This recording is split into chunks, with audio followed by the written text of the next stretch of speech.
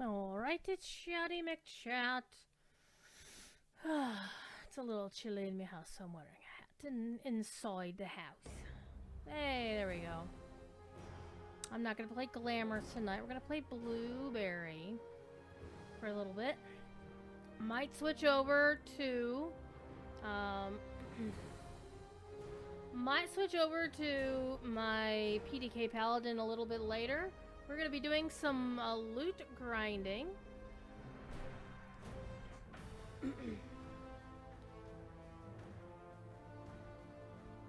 I need to make a message in the official.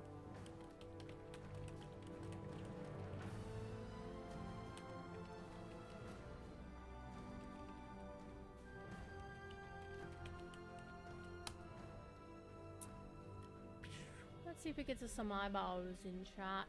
Hello, hello, hello! Kevin Gonzalo Zafrano. Hello and welcome. And of course, my dear old, long-standing, long-suffering friend, Montclair. As the title suggests, and I just posted in the official DDO Discord, I'm going to be giving away a shiny coffer before the end of the stream. The brand new Midnight Wing coffer just came out today. This is actually the first time that Standing Stone put us content creators on an embargo. Ooh. So that was kind of hot. Okay, I have got my XP booster going. I've got my ship buffs going.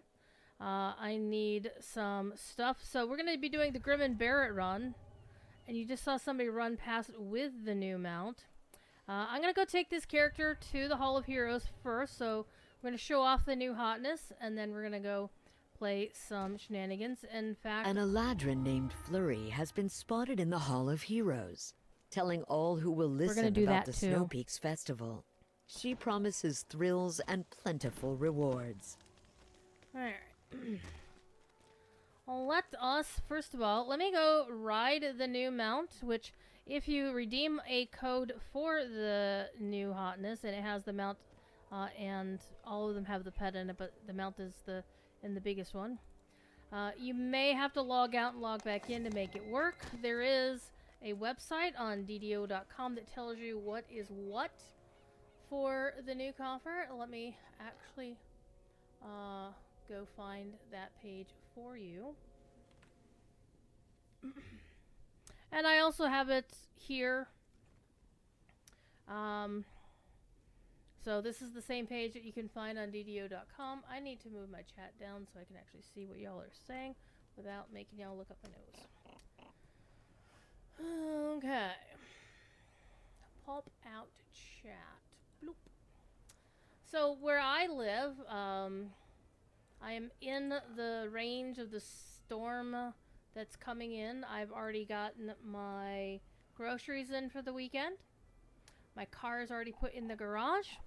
All I'm going to have to do is hope that the internet and or the, well, especially the internet, and or the heat lasts the entire weekend. You may get 16 inches of snow. Yeah, I think the last time I looked at weather.com, they said my area was slated for 7 to 11. Too bad we didn't get a thing for that. By the way, look at this. Look at this. Look at this dire raven pet. And I know there's already some people complaining about, oh, why do you put something on the creature's head? I'm like, dude, it looks cool. Shut up.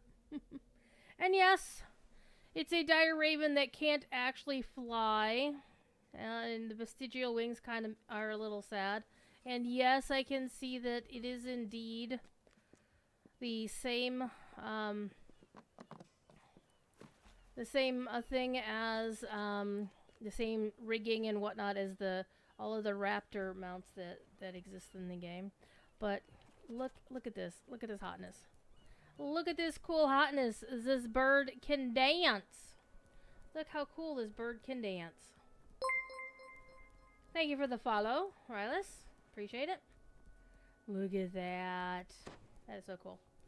This bird can dance. Alright, we're gonna go to the Hall of Heroes. So once you redeem a code for the stuff, you go to the Hall of Heroes. And you go talk to Ziana, I think her name is. Hold on, we'll find her. Down in the basement of the Hall of Heroes. They say on the first floor, but it's like, it's the basement. It's the basement of the Hall of Heroes.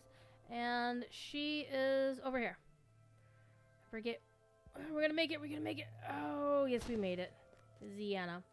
Okay, first of all, I have a friend here to say hi. Look. Look at this fuzzy butt. Little Miss Fuzzy Butt. She's like, I don't want to be here. Okay. Oh no! Hick was slain by Altar of the Devourer at level 31? What? That's rough. 31. Oof. Anywho, you go to Ziana. You go talk to her. She's the coffer redemption lady. And you're going to go down here. Now, my pro strat for this is, by the way, if you get the tier, the middle or the higher tier, you're going to get, one character will get 20 slots of character bank storage.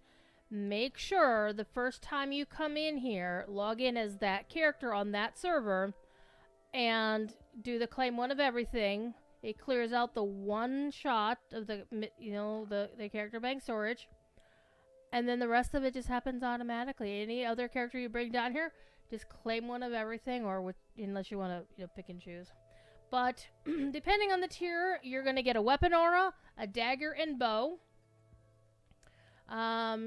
cosmetic, a hood, a cloak, and again, depending on the tier, you'll get either 10 or 30 account bank shared storage, which is really nice. And this is actually new for this when I noticed this. This one actually will allow you to reclaim the critters if you move to another server. This actually does not exist on any of the other previous coffers yet. So hopefully they make that retroactive. That'll be nice. Anyhow, I'm going to claim one of everything. And so we're going to change out our cosmetics here for a little bit. We're not going to be able to see the daggers because I wield crossbows, sorry. But we can at least see the outfit. I'll wear a hat for this for a little while. And basically you get a really swanky hat. If you log out as an elf character, your elf ears poke through it, by the way. And it's got these really nice boots. They're kind of oversized, but you know what? Snow boots. And you get like, a back piece that looks like feathers. And then the cloak is actually, the cloak has that little wing shape with the silver stuff down here. This is the edge of the cloak. And the quiver is part of the cloak. So it's like a half cloak with a quiver attached to it. It's really, really cool. It's going to look really, really dumb on my character, considering I'm not actually using a bow. So there's a bow cosmetic. There's a really nice dagger cosmetic. And it's all really, really nice. Yeah. And it does say on the webpage that you cannot use the weapon aura on the bow. That's pretty common. And of course you can't use weapon auras on rune arms or anything like that. Anywho. Let's go back to Grim and Barett and do a little bit of grinding. Except I said I was going to do the Snowpeaks Festival, which you need frozen keys for that. You can buy them in the store, yes. There's Flurry over there. But I have some in the bank somewhere. Or if I don't have them in the bank, I'll log into... You right here. Look. That person has the one sword in all of the game that I want. Or at least they have the weapon glamour of it. That is the Echo of the Warblade from this genre. I want it so bad. Anyhow, sidetrack. Okay. Let's see if I have a key. I'm not sure if I have... Nope. Not in the Fripperies? Nope. Okay, let me log into my Fripperies character and get my frozen keys for a second. Because we're going to go run this... We're going to do the Snowpeaks Climb first. Because I need to get me a Feywild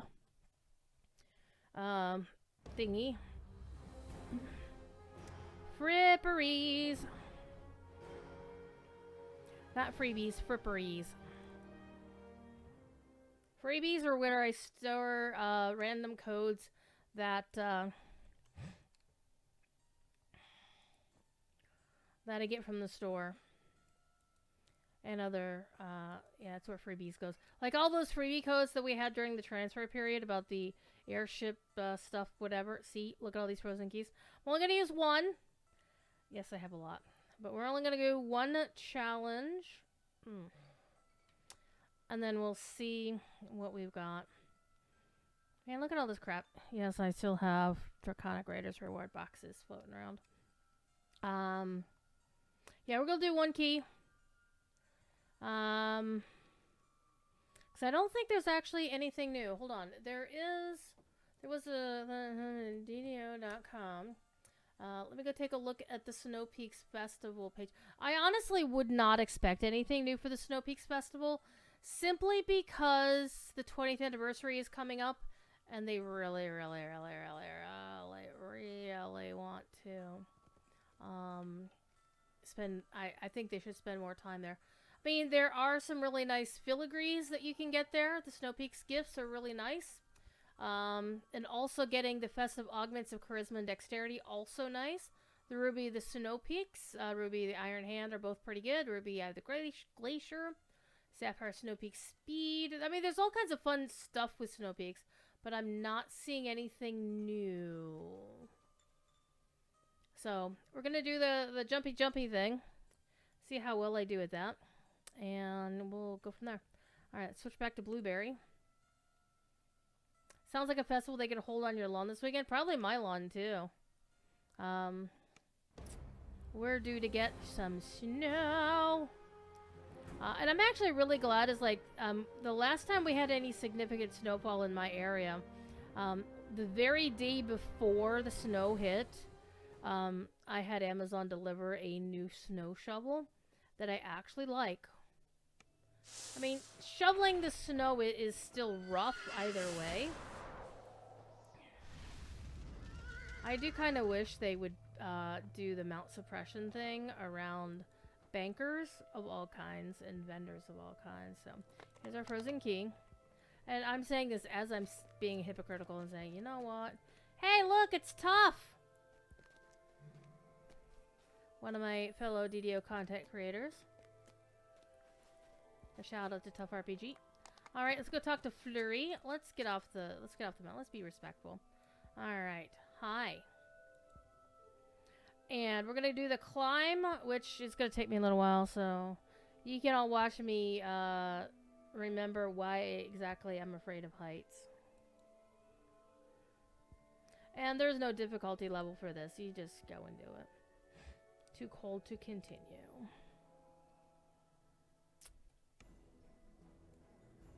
And it's got this banging soundtrack by Mr. Bill Champagne. Hi. Only up, DDO style. And there are also, over here, you'll want these. Potions of jumping plus 40.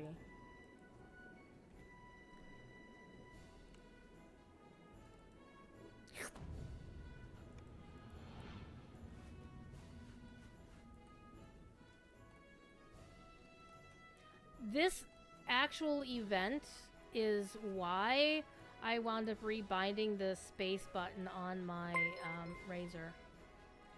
Strim Tom with the goddamn big fatty raid. My boy Strim Tom, how you doing, sir? How's it going in the real cold lands? Why am I'm even going the wrong way. Gosh darn it. How you doing, sir? Hope you're feeling better. It's been a long time.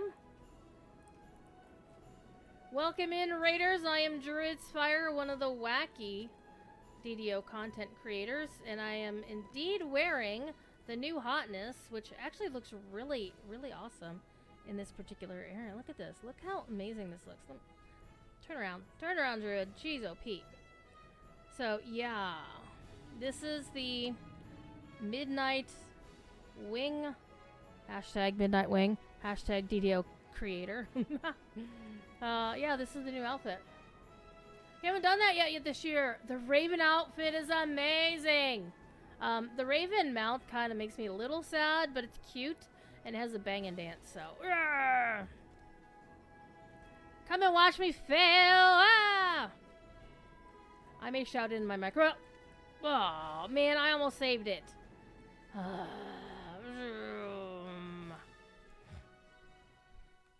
We might have to run this a few times. Because this is fun. Again, we get to listen to some cool music by Mr. Bill Champagne, who I was actually the very first person to ever interview him once he became the composer at Standing Stone Games. He started out being the composer of Lotro, and then he went on to, around Sharn is when he basically started composing also for DDO. He shared those duties with Matt Harwood. And then has been sole composing DDO since then.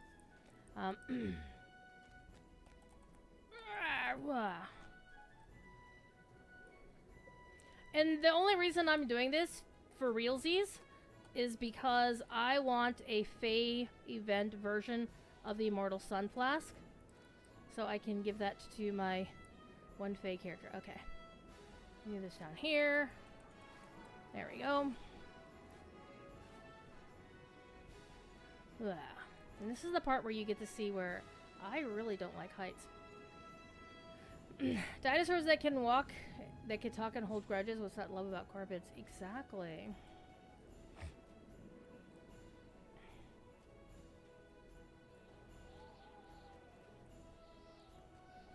Oh, crumbs, sickles. Sometimes you can actually just land on the main island, which I might actually manage.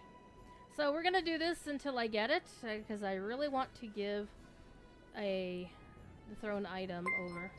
Thank you for the follow, Void Taker. Appreciate you. Bum, bum.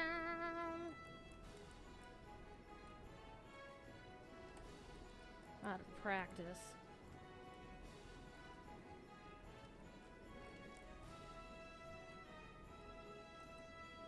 Y'all missed my cute kitty cat, who was due to get her snippies recently, or soon, next week, but the vets want to give a couple... Really? Really?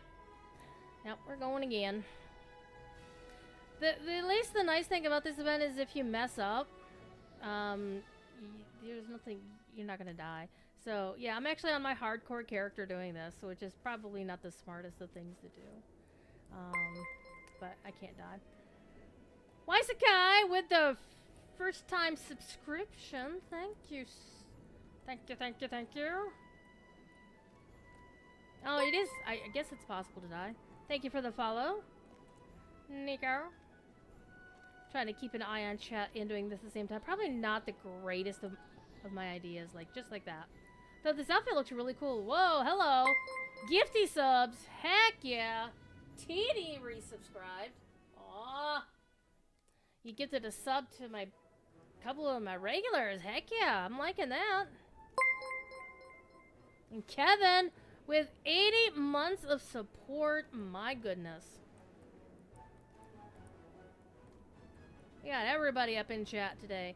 So, as I mentioned in my little shout out in the Discord, did I even post it? Hold on. Did I even post it on Blue Sky? No, I did not. Hold on.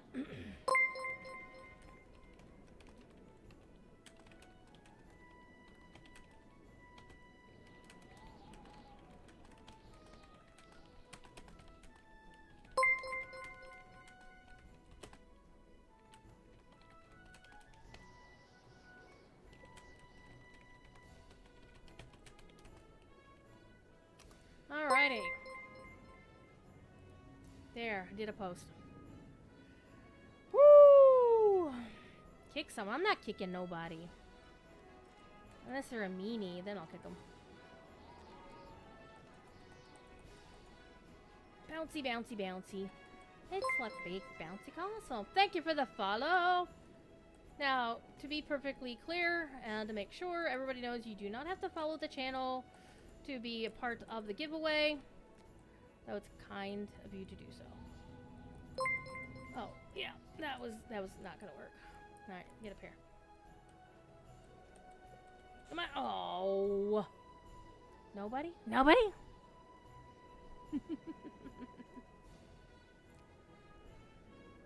Actually, you know, with the dual crossbows from Inquisitive, I look like a demon hunter or a vampire hunter with this. Hell yeah!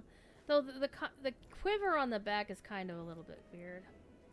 And what we're gonna do after I get my Immortal Sunflask, which, by the way, the main reason why I love the Immortal Sunflask is because Strimtom did an amazing build with Alchemist using the Immortal Sunflask. And I actually used that for my Alchemist build. I made a couple of alterations because, you know, the game doesn't... God damn it. That one always gets me. Doesn't exactly exist exactly the same way as it did back in the day when he set that build up. But... but... You know what? It helps if I turn my UI back on, doesn't it?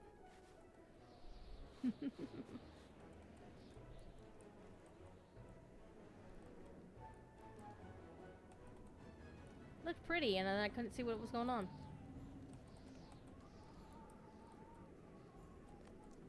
Though I do kind of wish the music would not start all over when you start the run again. It's like, I keep hearing the same bits of the music. I want to hear the whole thing. Then it'd be like, well, Druid, stop falling. Not wrong.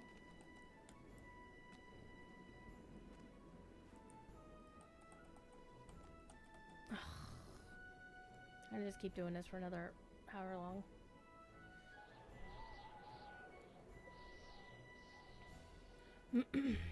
So we'll be, by the way, I interrupted myself, but what I'm going to do is Standing Stone gave me a code for the coffer. Actually, they gave me two. One is because content creator, one is because I'm also the one of the mods for the official Discord. I'm the nice one. The other ones are also nice, most of them. And so I asked Cordo, can I give this one away? And he's like, yeah, I don't care. Alright. So, some lucky viewer tonight is going to walk away with this self-same superior coffer, which all the goodies in it. So, good luck, everybody. Once I start that up, in fact, let me start it now. Let me get on this rock up here. And we'll do a new keyword for this. Giveaway reset. Giveaway. Open. And we'll say coffer is the keyword. Just put the word coffer in chat. One lucky winner will go home with that bad boy. Just make sure your Twitch whispers are open. That way I can send you the code. Should you be the one selected.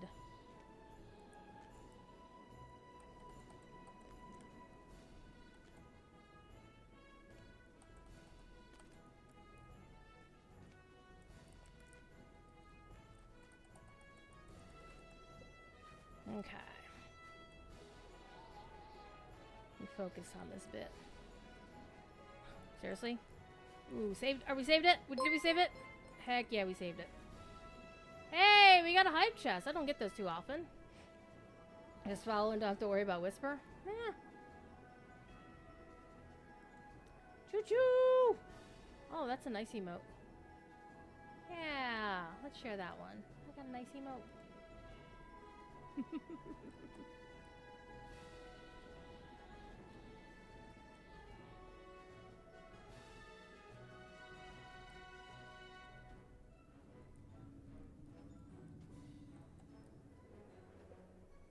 We're close. We're very, very close to the next flag, so let me focus. Instead of keeping the patter up. Oh. Oh, that's very handy.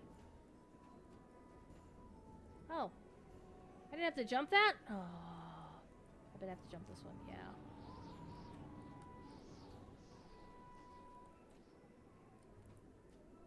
And this is the one that always gets me. This bit right here.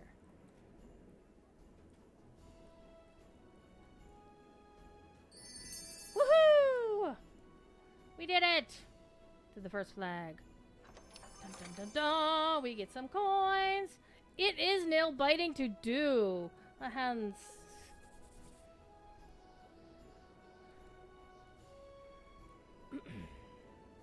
Okay. So, basically the goal for me is to get to this flag first, and then turn back to jump around the castle, to get the Sunflask, and then I go back here. You can even just jump off the castle, it'll put you back here, and then, oh, then I just keep shooting things, and then you do the last bit. Alright, but first I have to get past this bit.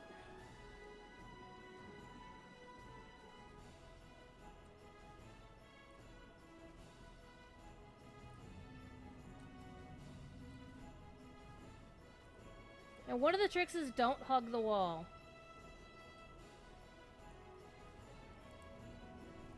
Because it'll actually push you away.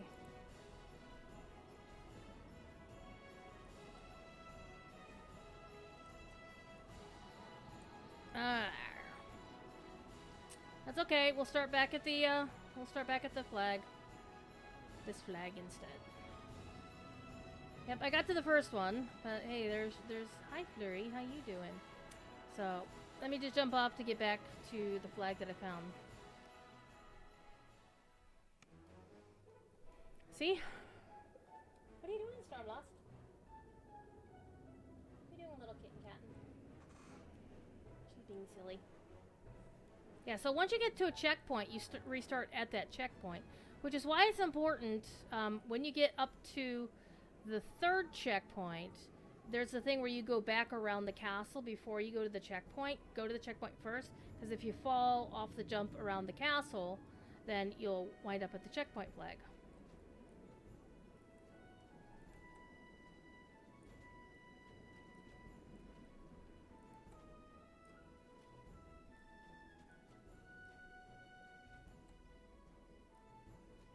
Actually, you know what? I think my UI is actually in the way here.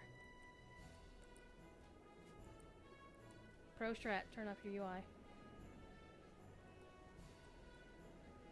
Okay, that's... The Pro Strat is still turning off the UI. You can use your shift key to drift down. I don't recommend it because if you impact too quickly, you will take damage.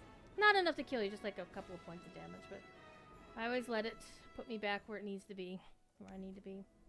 Alright, so yeah, this is a lot nicer that I can see. And you can also zoom out a bit to help you as well.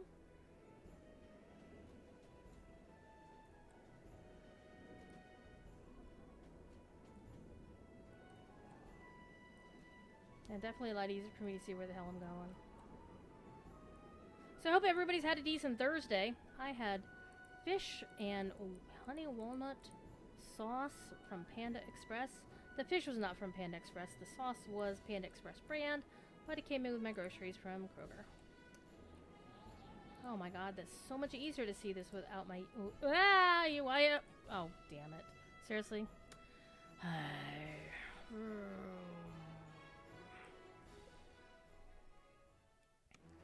Stormlust has curled up on the blanket that I had on my chair next to me. I'm going to let her use it because it's made of warm. It's going to get pretty chilly here in my part of the country. We're going to get probably a foot of snow at least. So, it kind of looks like this. It's going to kind of look like this outside. Only without, hopefully, the floaty bits.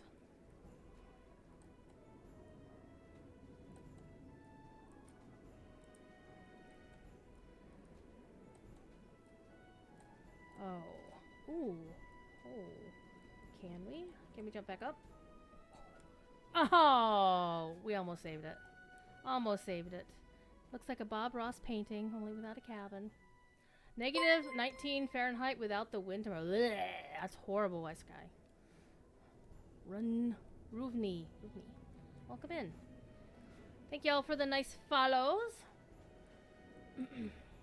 Again, pretty excited. Put the word coffer anywhere in a comment and chat. punctuation doesn't matter. Capitals doesn't matter. My jumping apparently sucks. Wow. Okay, maybe not quite so much. And one of the things about this is not timed. So take your time. I mean, you do have the jumping pot that they give you. The plus 40 jumping pot. So you can just stand there and wait. And then just run off like I did. So the coffer we're giving away is the new Midnight Wing Copper. That just came out. Very nice. Very cool. And if you already have the coffer and you win, then give the code to a friend.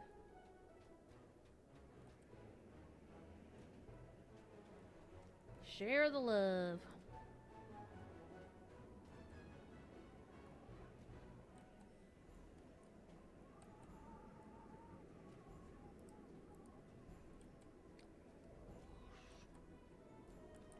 Oh man, that one jump keeps killing me. You saw that lag. Is that what I'm wearing? Yeah, that's what my character is wearing. Is the new coffer. I mean, the crossbows are what she normally wields as her weapon of choice. Anybody see a flying glacier? I actually like that quest a lot, except the bright pink of the Shadowfell during that one phase of the end fight. But beyond that, I actually like it. I do like the flying glacier. I mean, it just sounds so like Jack O'Neill in Stargate SG-1 would be like flying glacier. What is a coffer anyway? Okay, so are you asking what is this particular coffer, or what a coffer is as the word coffer? What does coffer mean? Because there are two different answers to that.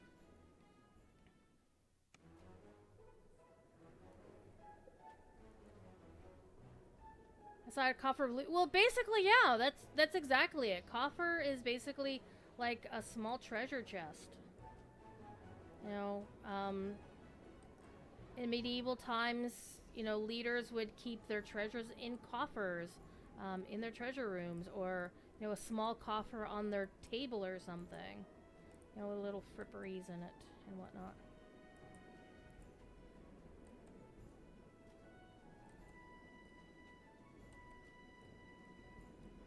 I keep missing that jump.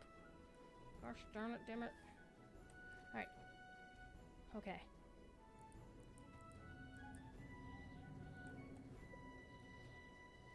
Aha, we got here.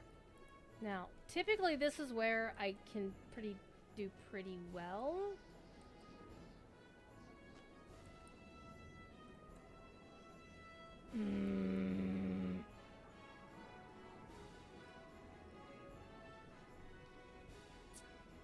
It's like a tunic. Now, coffer actually just means a small box, about yay big, you know, whatever, that you put treasure valuables in. And so, yeah. Mother coffer. I see what you did there. Alright, so every time I get better. And then sometimes I regress. Because you have to make the jumps right or close to right. And sometimes the game is somewhat unforgiving as to where you land and whether you skid a little bit or not. And as you can see, there is a little bit of lag. Lag does have a bearing on it. Imagine trying to do this during this past summer when we had all those lag problems. I'd be like, hell no.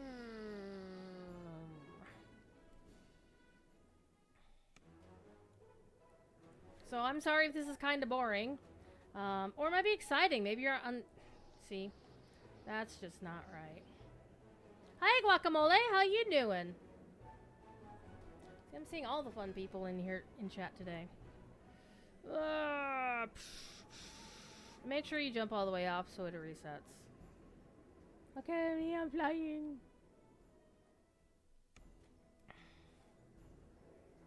Streggy, welcome in.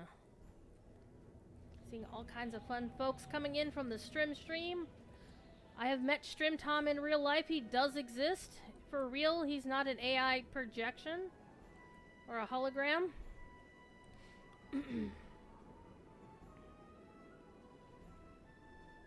We've gotten to hang out at what, 2 PAX Easts now? I think 2 of them or something.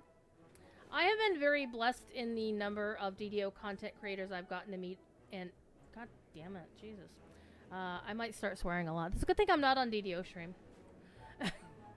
Cordo would be kind of miffed at me if I kept swearing like that. House People's help with turning camera to look more top-down. Yeah, it does.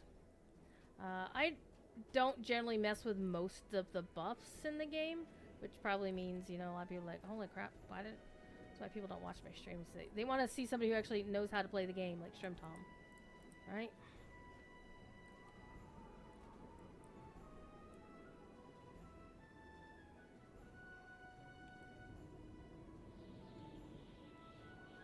Whee! Who is the most famous DDO/D&D person I've ever met?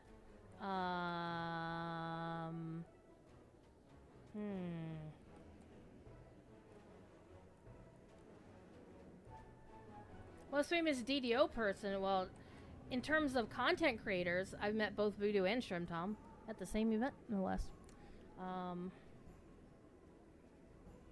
In terms of developers, well, I've met them all, pretty much. Back in the days when they still had a big office, big-ish office in Massachusetts, I'd been privileged to go there a couple times. In fact, speaking of Shrimp Tom, I once watched Shrimp Tom and No Bob and a couple other developers like Talair and whatnot stop in the middle of the street on a corner to play Pokemon Go because a big event happened or something. So we were all walking back to our vehicles after having lunch, and they all just stopped and played Pokemon Go on the street corner. It was amazing. But in terms of Dungeons and Dragons itself, ooh. Well, I have that Will Wheaton. I mean, he did the voice acting for Temple of Elemental Evil. And his Mrs. Anne is amazing. She took one of my kilts. You think the Atari kilt that I made for Cordovan that one year on a dare for Extra Life was the only kilt I ever made? No, you would be wrong. I made both Horde and Alliance kilts based on World of Warcraft, amongst others. And Anne Wheaton put googly eyes on the Alliance lion symbol that I had on the front of my Alliance kilt that year at Gen Con. It happened.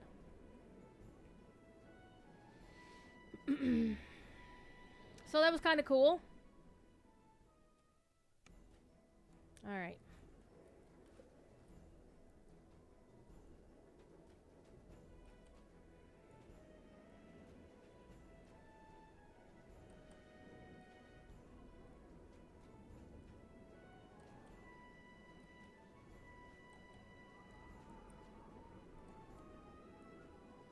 Trying to use Guacamole's idea of camera top down.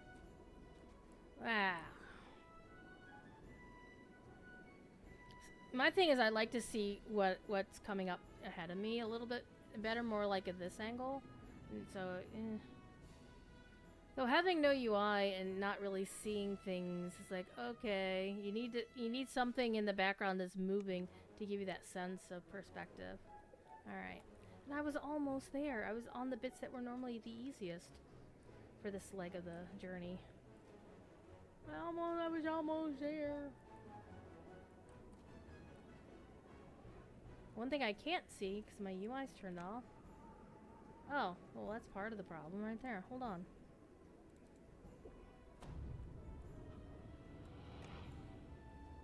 I was wondering why my jumps were not so good. There we... Okay. Okay. I'm gonna shoot this guy.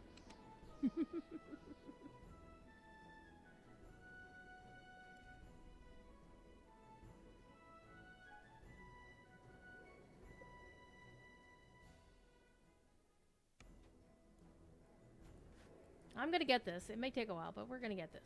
And then we're gonna do some loot farming. Because we have a 20% loot durability boost this weekend. Though, I'll be honest, it's nice. Better than nothing. But I wish they would have turned on like a 50% for the entire rest of the weekend. Entire rest of the event, because it seems like that would be nice. Because they did that the last time, so it's not like they can't do it.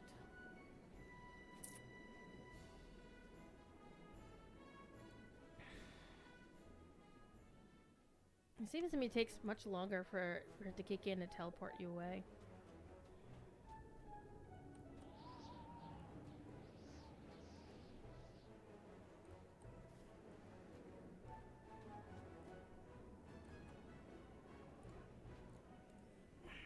I let up too much on the joystick.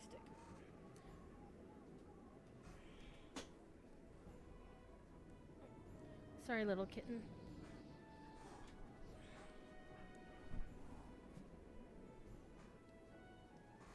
Had to move the kitty cat. So I need to put my foot down. Yeah, the new coffer does look pretty amazing, and I'm giving one away before the end of the stream. If y'all don't run away because of the horrible jumping skills. Druid has horrible jumping skills, which is not to say I actually have horrible jumping skills. Be quite fair, I actually have a few of these Immortal Sunflasks, so I have been able to do it a few times.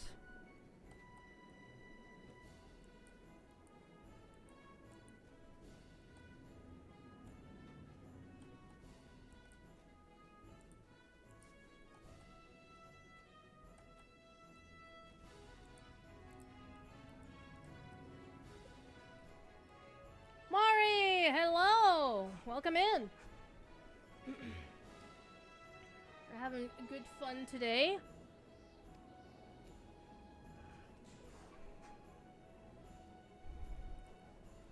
Trying to do some jumpy McPuzzles.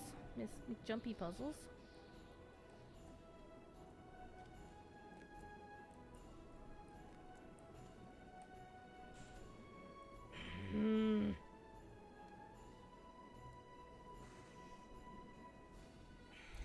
Thanks, Waisakai! You should all follow Waisakai, by the way. In fact, I should do some shoutouts, except I'm way behind on my shoutouts. Everybody should follow Shrimtom, but we'll start with Shrimtom. We'll wait for the cooldown, and then we will shout something else out. Took me 3 tries to even get the hang on that ledge. Yeah.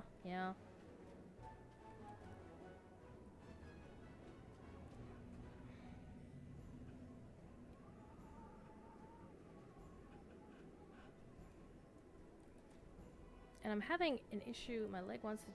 My character is indeed well traveled. I have jumped down a few wells.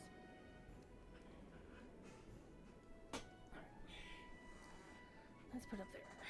That way it stops trying to travel. My leg is killing me. I did a stupid to it.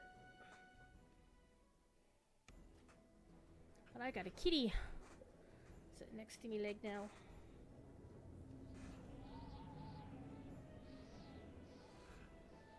Okay, it really needs to stop.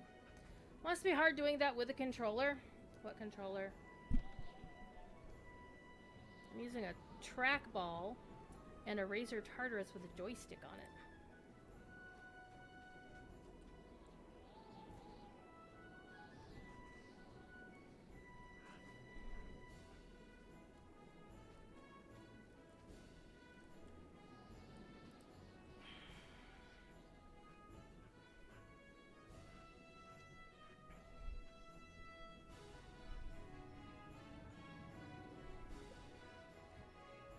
Whee!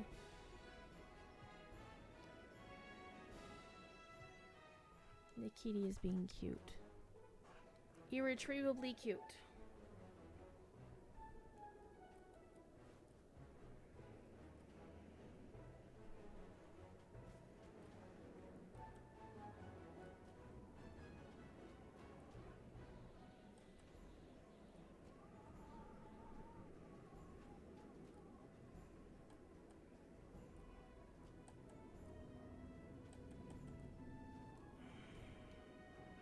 Some people just don't stop on every branch. They just run. Just run the whole thing. Just keep jump. I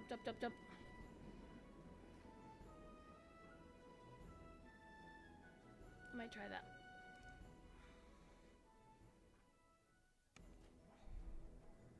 I do apologize. I'm trying to stretch a tendon that's being a bitch right now.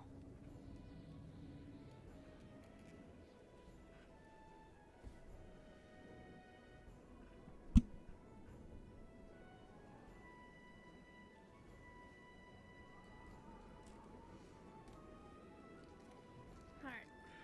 We go again.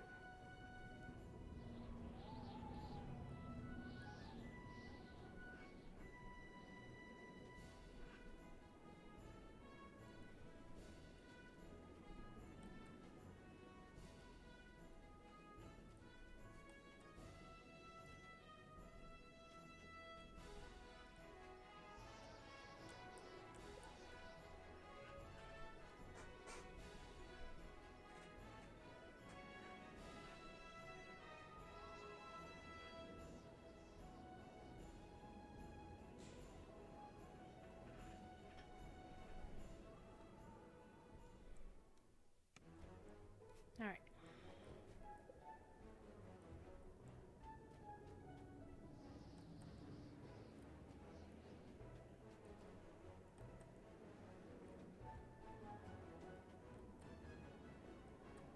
See, I don't know how people can just run and just do the whole thing.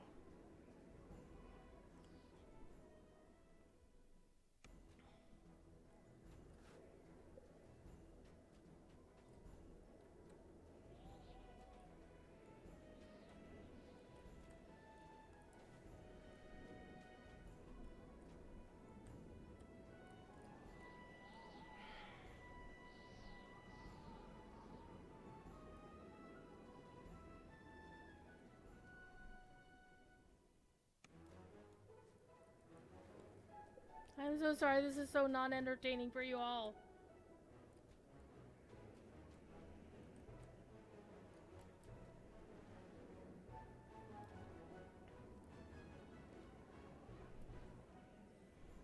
I'm trying not to throw a controller across my room because I only got the one. Well, actually I have two of them. I'm gonna make it though. I'm gonna make it! I swear I'm going to make it.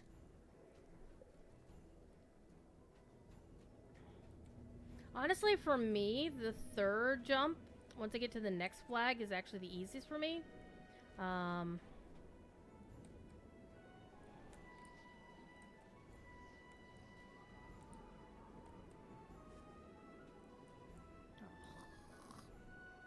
always try to adjust a little bit and then adjust myself too far off the thing.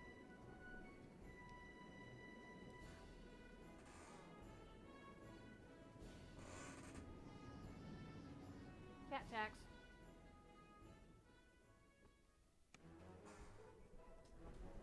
Cat who did not want to be on the stream. She's cute. She puts up with me.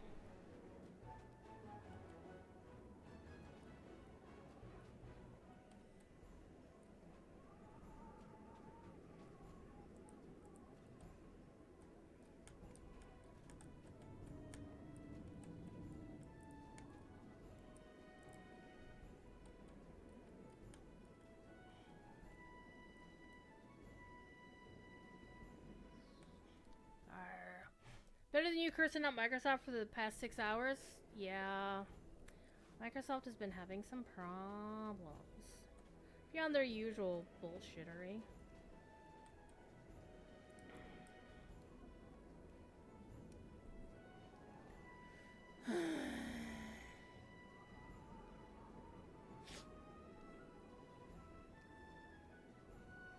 Anyhow, normally I'm much more entertaining than this.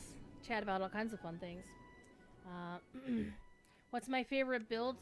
I'll admit most of the characters that I play, I take Stream Tom's builds and either follow them exactly, or unless where things in the game have changed, and I try to make my own.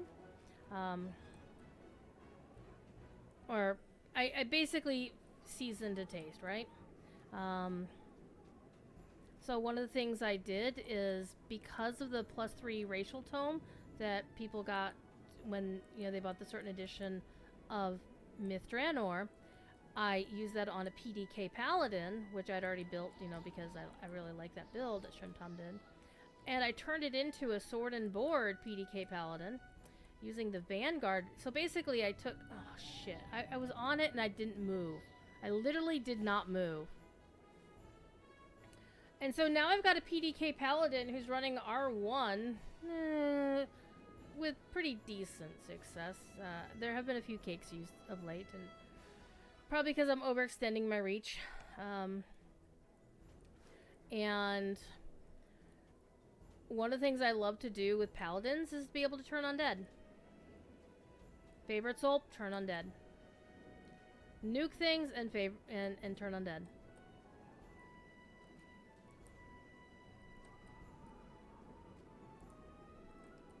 Clerics turn undead. But the thing is, god damn it, the PDK Paladin does not use Exalted Angel. I managed it by... I got the weirdest piece of random gen gear. I got a pair of boots that had Sacred and Hallowed 15 on them. And parrying. So they're my swap item. That character either has Featherfall or it has the ability to turn undead with all the buffs, like, you know, Seek Your Eternal Rest turned on. Has Charisma out the wazoo. Has Filigree that help with it. So that's been pretty hot. But it's on the borderline of whether I can turn stuff at level 32. So at level 32 quest for a level 34 character running Reaper. Oh, Jesus. Ah, let's fall all over the place. Like a Bob Ross painting.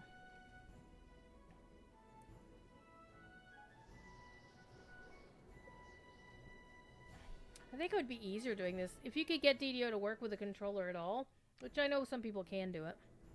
I think things like this would be a lot easier on a controller, quite frankly.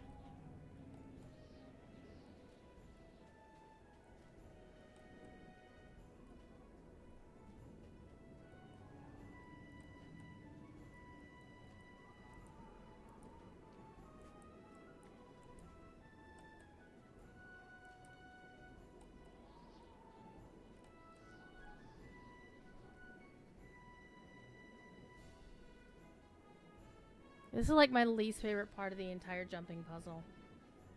The slippery crystals don't bother me. That's trying to get on those branches, they piss me off. We're gonna make it. We are gonna make it.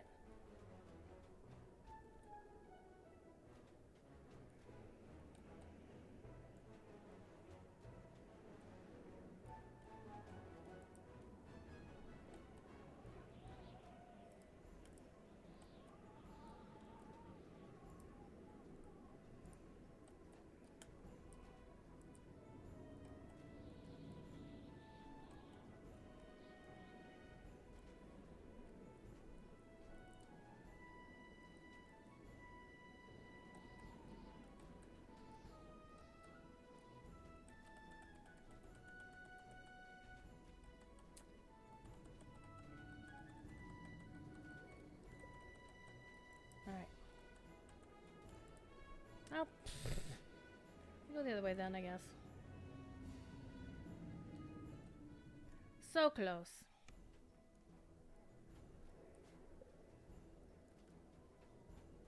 So the cool thing about using a Charisma Paladin for a Vanguard Paladin, by the way, is with PDK, god damn it, use the +3 racial to get Charisma to damage straight from the PDK tree. You're done using your +3 right there. And then you can spend any points that you would normally have to use in Fey Dark Illusionist, wherever you want. And I put them in Fate Singer because Rhythm to Rain is so good. Doesn't matter if it doesn't do the most damage. When it procs, it's sexy. It's just like... And you get that maxed out 11, what was it, 11d7? No, 11d20. Sonic and electric damage. It's hot. But you have to do a Vorpal. I'm gonna get there. I'm gonna get there. I'm gonna get there. I'm coming for you, Flag. I'm coming for you. We're gonna get you. It's gonna happen. It will happen to you. It will happen to me. Happen to everyone eventually. To quote one of my favorite bands, who I haven't really watched or paid attention to their music since that singer stopped being in the band and their legendary bass player passed away, and then, you know, Alan White passed away, and like, oh my god, what's going on with Yes? They get old. Nah, Kevin, I'm on a mission. I'm on a mission. You see, 3 more minutes on that potion. Because there's no time limit on this. You could take an hour, you can take 5 hours to do this. You could do like the Minbari do in Babylon 5, where they meditate before taking every bite of a meal. And reflect on the meal and the flavors of the bite they just took or whatever. Yeah, I don't have that kind of patience.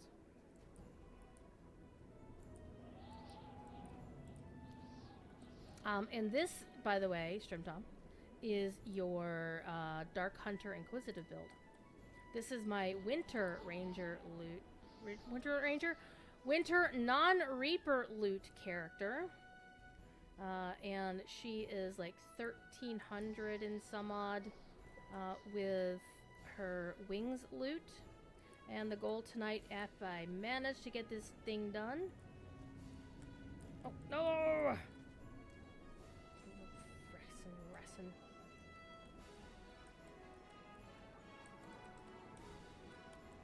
And I just keep running right off like a dumbass.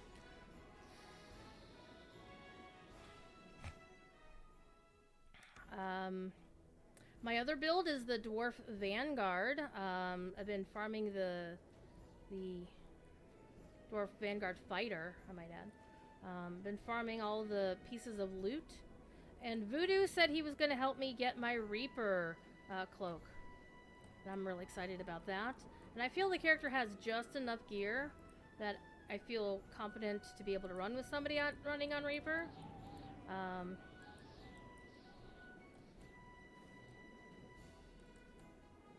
And that I won't necessarily get squished by the first Reaper. So I'm gonna see if I can get a hold of him while the boost is going on. The problem really is the fact that I have to work this weekend. I am going to be facilitating an academic conference that's being held in not Wales, in Australia this weekend. Which means the time that I would have, I might be able to run with Voodoo tomorrow morning before Lotra stream, and Saturday morning during his DDO stream. But other than that, it may be Monday actually. I have Monday off. Monday's my first day off since Sunday actually. So I'm going to be pulling in an 8-day work week. That's fun. So I worked my 5 days for my day job so far this week. Today was and then Friday, Saturday, Sunday, I will be working Osmoot. Which is happening on Friday, Saturday, Sunday. No, it's happening Saturday, Sunday, Monday, Australian time, because Monday is a holiday in Australia. So I had to take 2 days off of my day job to work my second job, because my role at the second job is pretty single, and there's nobody. There's probably somebody who could do it, but it's my job to do, and I don't want anybody else to do it. I like to get paid for it.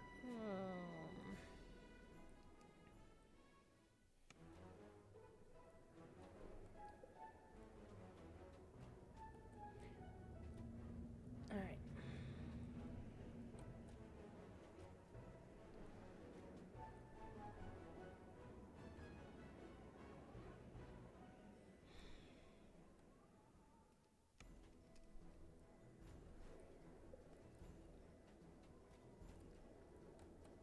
So, Strimtom, what have you been doing on your what's your latest favorite character build?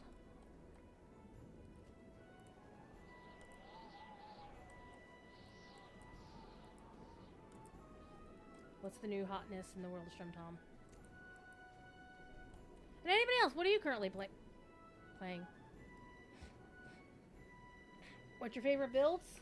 You don't have to say Strumtoms to suck up to the poor guy. Again, put the word coffer in chat if you want to win, to get a chance to win a superior midnight coffer, midnight wing coffer. Hashtag midnight wing, hashtag DDO creator.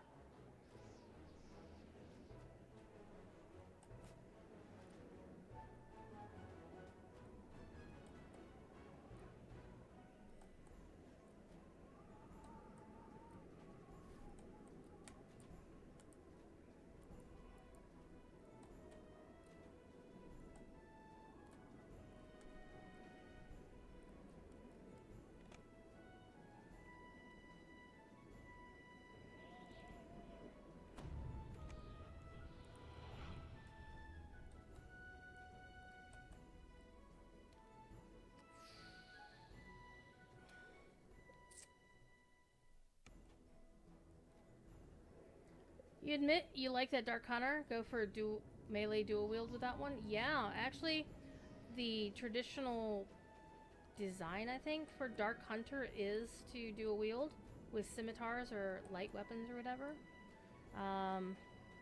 And actually, I do have a lot of fun with that. The pure Dark Hunter build is what I was playing on Cormier for a while, and that character will eventually come here to Shadowdale when Standing Stone opens up the 64 to 60. Holy Christmas, that was a lag spike. That was not me. That was a lag spike. 1000% a lag spike.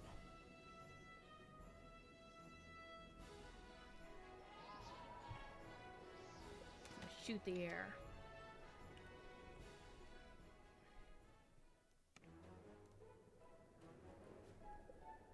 One of the reasons why I don't like to look top down is I actually do have issues with vertigo, so.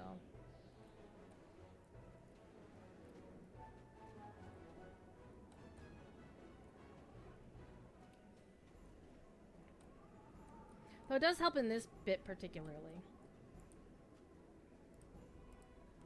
But you really have to be proper top down.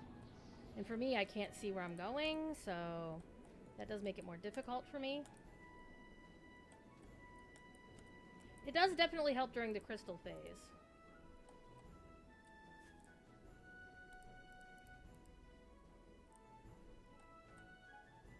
Okay.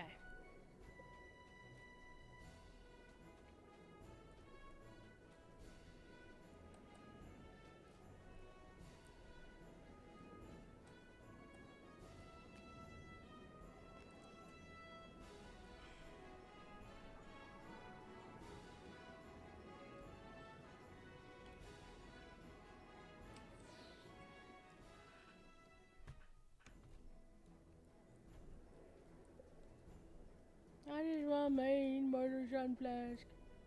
That's all.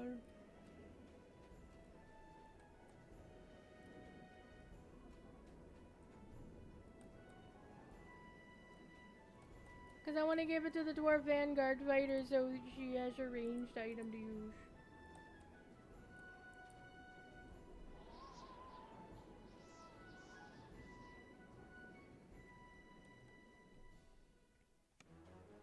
I apologize for anybody who's sitting there watching and like twitching your hands like, you know, like you want to move the character a certain way.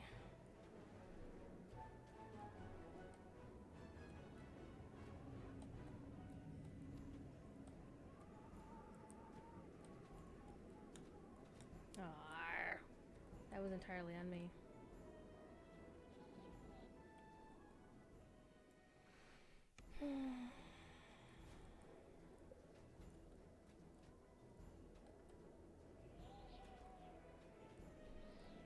I have to be careful too, as I keep messing this up.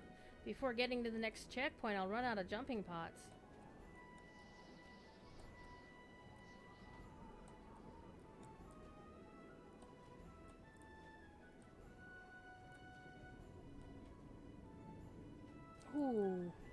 That was almost a fail right there.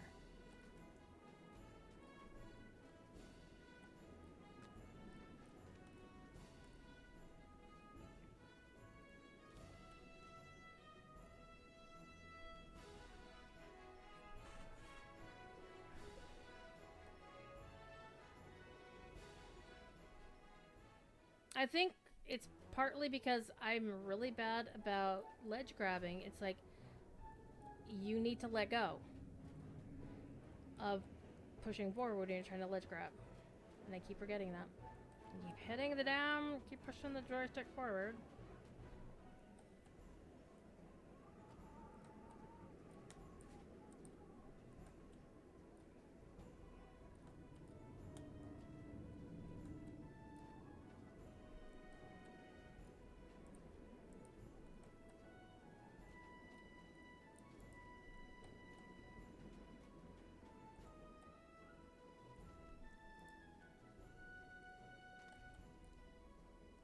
Yeah, that time I let go. That time I let go.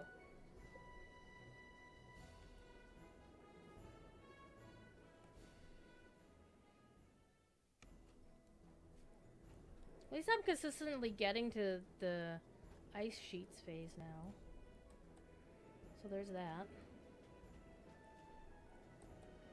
Now that I've said, I've probably jinxed myself.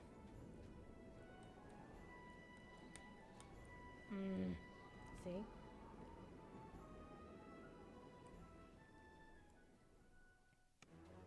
One other thing I love about the Dark Hunter, trapping skills. I am not at the point with any of my characters where I can just, like, eat traps and not give a shit.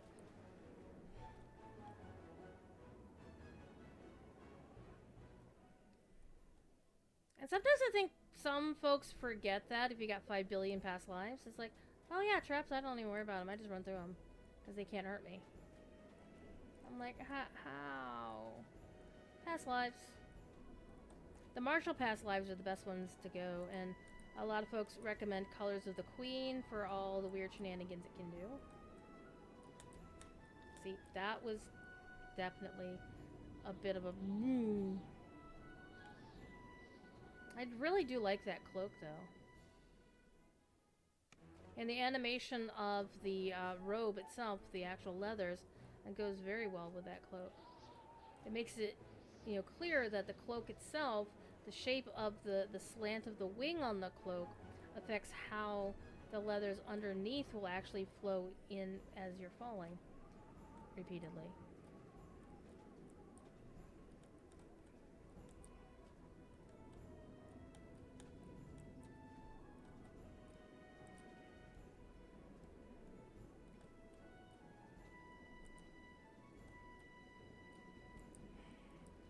That was a moment.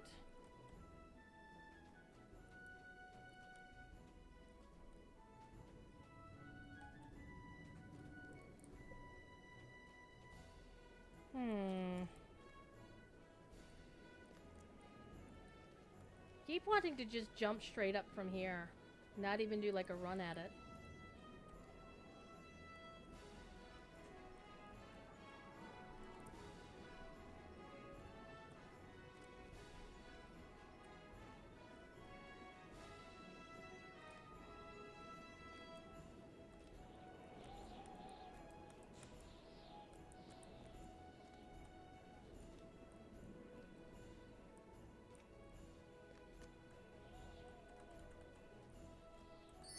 Woohoo! Haha!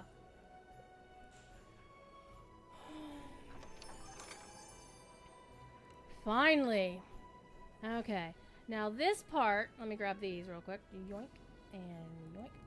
This part I actually don't find as challenging. I don't know why.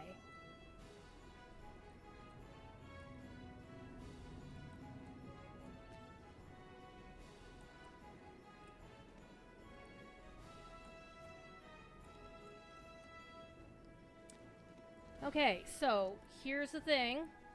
You want to go for the checkpoint beyond this before turning back. Why? Because you'll be very, very sad. There are extra hand wipes over on the table for the sweaty palms. Pet the kitty cat.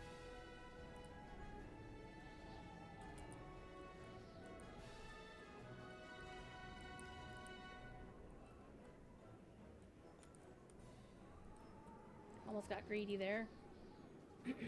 We're going for that flag. See, it's a much shorter run over to that flag. Oh, we're going off. But that's okay. Again, not a very long run.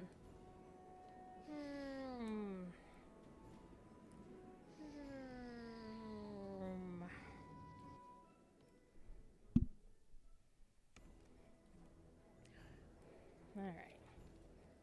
Let me check my trackball. It's getting a little sticky. And not for any gross reasons, boys. It's just... Oh, that's why. Cat hair on the trackball. Go figure. Oh, that's much better. Alrighty. Here we go. There we go. Almost like jumping on dominoes. Or pieces of Bitterspine Palace.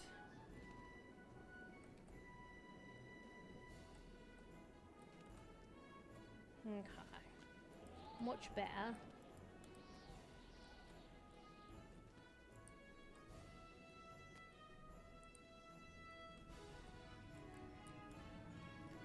What some people try to do is cut this corner. I try to play it safe and go there and then go there.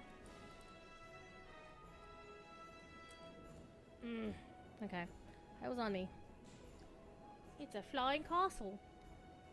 This game's got everything. Flying castles, flying glaciers.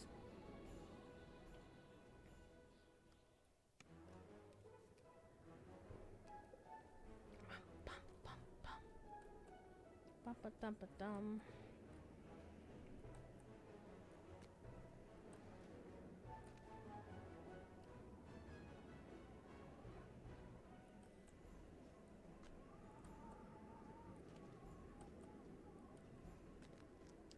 Keep knocking my head on that.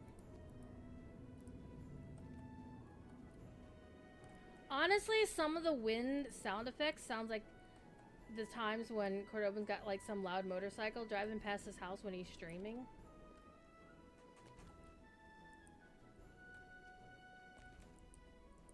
Okay, this is the tricky one. Up and around. Okay, good, good, good. 2 more hops.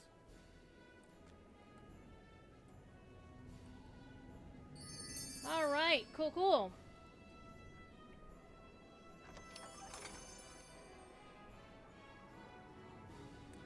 We coming for you, but first detour. I'm gonna jump back.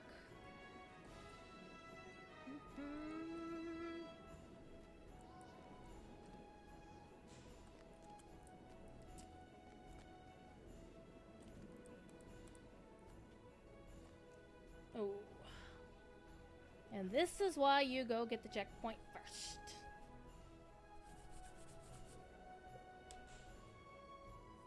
Whee! Look at my butt. Though I do wonder about those belts that go around the leg that you can, like, it's the unfortunate reality of game development.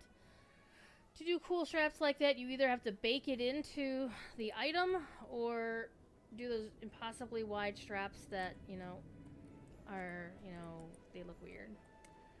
Either way, I would have to say the art team killed it with this. This is so, so good. Whee! Alright, this is always the hardest jump of the lot. Just like that. Tried to cut that corner way too sharp. Alright. Bum, bum, bum.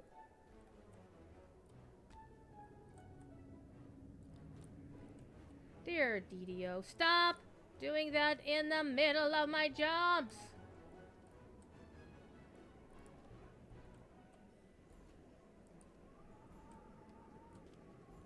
Okay, this is where some people try to get greedy. You gotta just play it careful. Just play it careful. And again, another greedy thing is they try to go here, straight here. Go, take the corner, take the corner.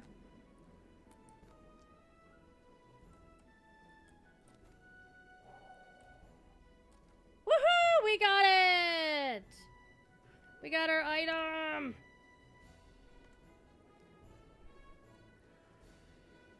There it is, the Immortal Sunflask. Oh. Okay, so it does have the icon. Okay. It's partially covered up by the... I actually don't think it has the icon on it, but it has the Symphony of the Fey thing on it.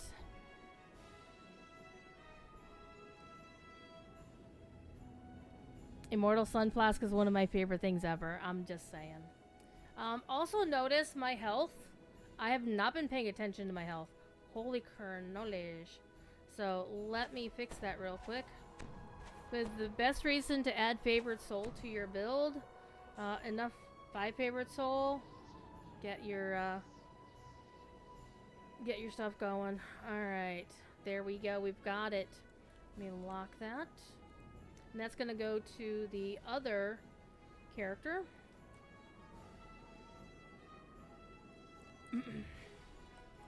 I mean, you can jump back if you want to. It's just easier to jump off and let it put you back on there.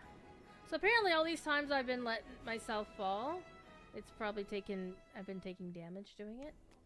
Oops. Alright, time for the last challenge. Shiny crystals. And they feel slippery to jump onto. This time, that's why I'm keeping the UI on. Because I also want to make sure that my health doesn't go anywhere. Because I didn't realize my health was that bad. And this is a hardcore character. So dying in this would be ignominious. Especially when I'm so close on my loot. Look how close I am. Because with the event... Okay, you can't see it. It says 1,368 out of 2,000. But the trick here is you run Grim and Barett until you're just shy of 1,599. And right now, with the XP boost, the 20% boost going on right now, people have done the math and you no longer have to do a purple mote in Grim and Barett on Reaper and then do the gold mote in Ogma Song and Reaper. In Heroic, of course. Oh, that was bound to fail.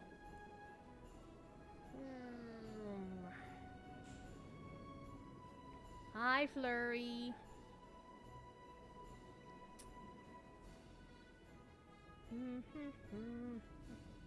We're almost done. And then I never have to do this again. Because I have like 3, 4 of these now. Look at my characters, but how dare you? How dare you, chat? Well, it's one of those days, is it? Alright.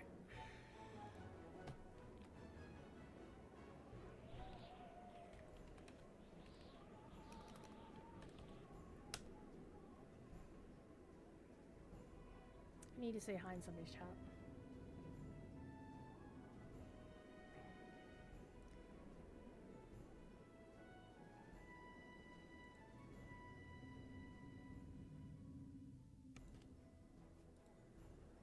That took forever. Okay. Let's go back to my Twitch channel. Yeah. Alright.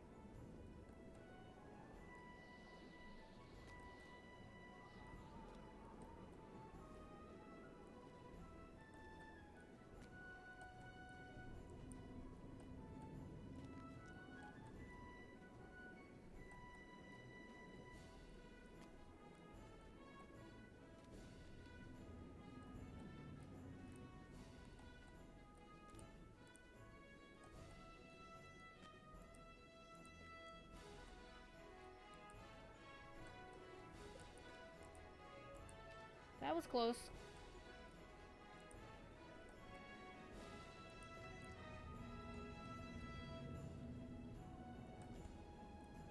A lot of people were just like, oh, hey, I made it. Nope.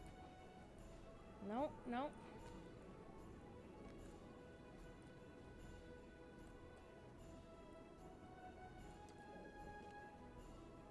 Very close.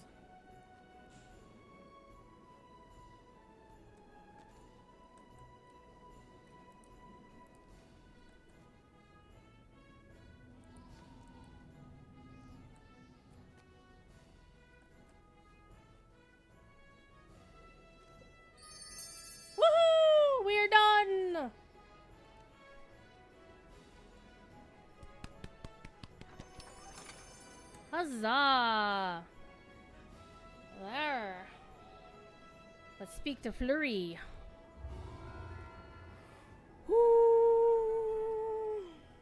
Blah. And now I need to do motes like this. Oy, oy, oy. Alright. Finish out. I'm actually surprised it only took me, what, 3 tries to get past the crystals? Normally I take way more than that. Good times. Again, put the word coffer in chat anywhere to enter the drawing for a beautiful coffer of items that I'm currently sporting right now. Let me see. Let's go see again what Flurry has for sale. Flurry, will you tell me what's for sale, please? Or not, as the case may be. Oh, there we go. Rotman Roars! Ravenwolf! Welcome in, Ravenwolf. Ravenwolf, hey, what do you think about the new coffer? Do I feel the mask gives Plague Doctor vibes a little bit? It does. Yeah, the nose, the beak of the thing doesn't stick out,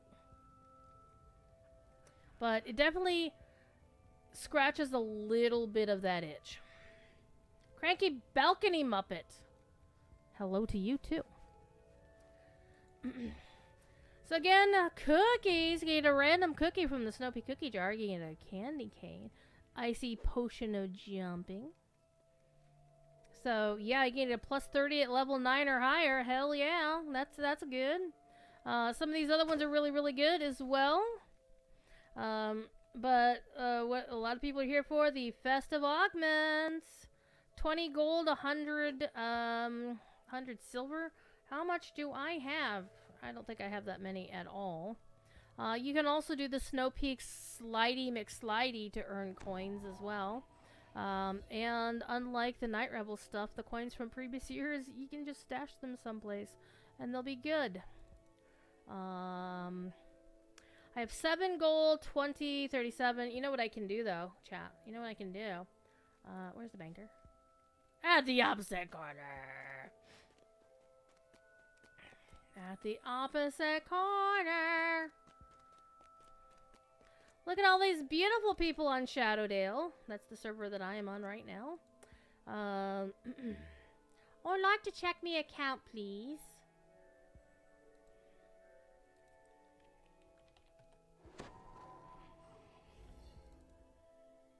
I have a shit ton of coins.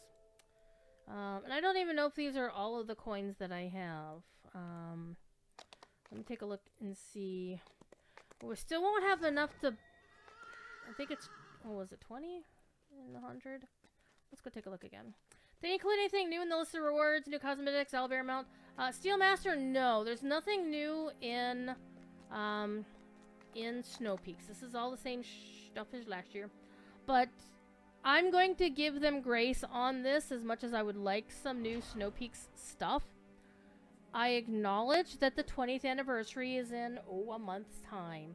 And I will not be as upset with them for not doing new stuff for Snowpeaks because they spent that time, the time they could have done stuff for Snowpeaks, doing something really freaking cool for the anniversary.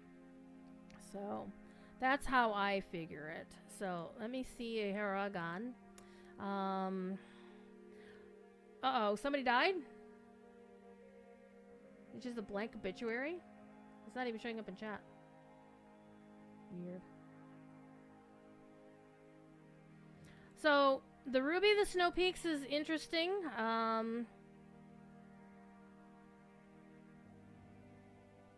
The 1d8 cold damage on hits and can occasionally lock targets in. Those are really good against the fire elementals in anywhere, pretty much, really. And of course, your cold iron bypass is also really good here. Or the damage reduction.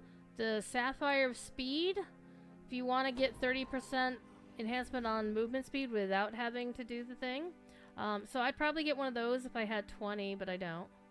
Ninth Pawn! How you doing? Ruby Eye of the Glacier.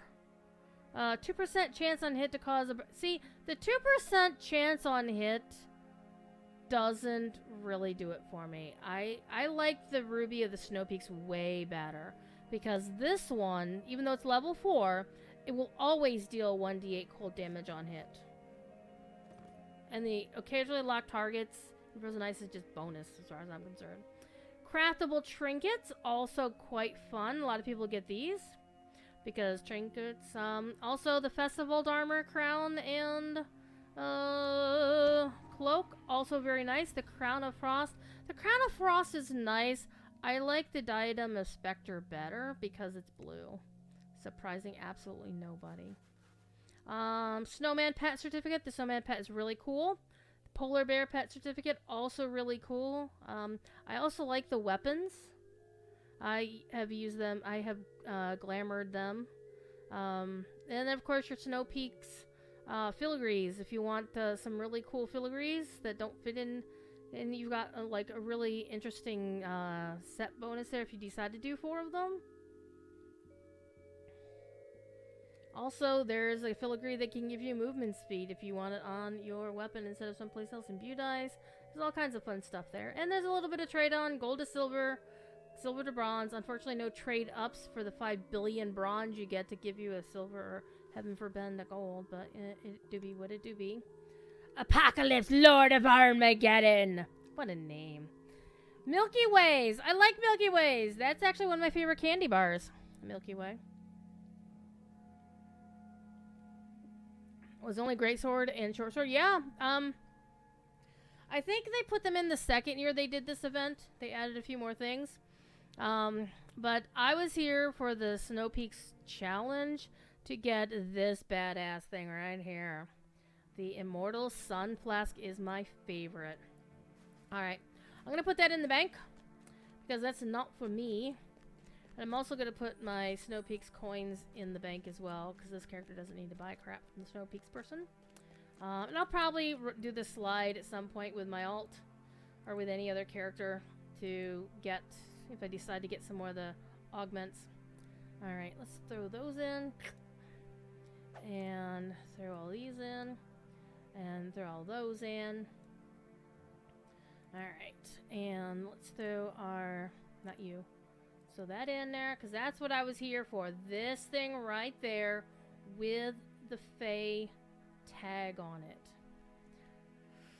Okay.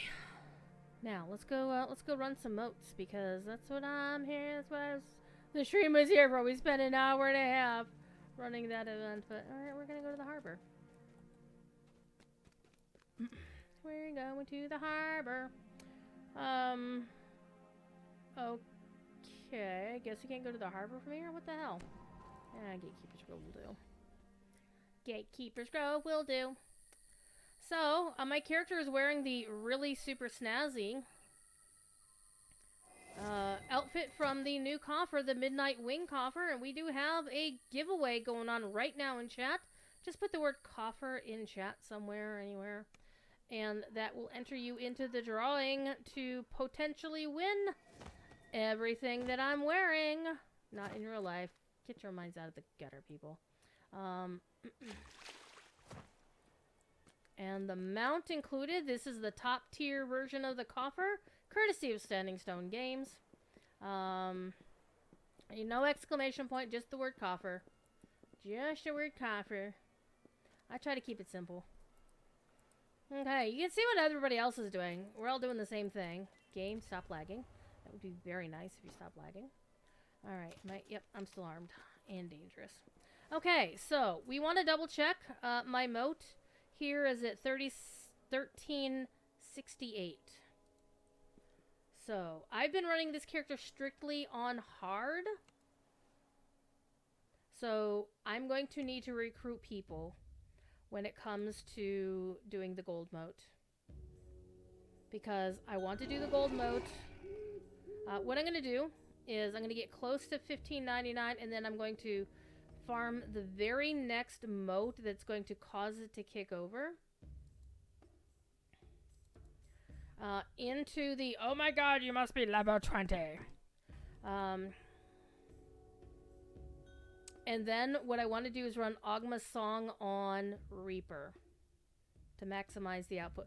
Though I'm told, I think Sardonic did the math and that you should be able to do like a purple mote on Elite and then do a purple mote on, or do the gold mote in Ogma's Song on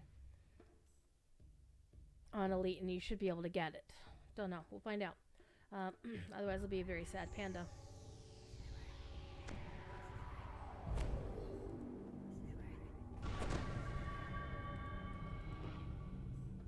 We're gonna be really sick Aratraco stands DM, before. but I like him. He's one of my favorites. Too late, mortals. The planar all is already mine. I'll leave my minions to deal with you and what remains of those meddlesome gatekeepers. Drossheart is pretty much useless, but he's a little bit of extra DPS, so I don't care quite as much.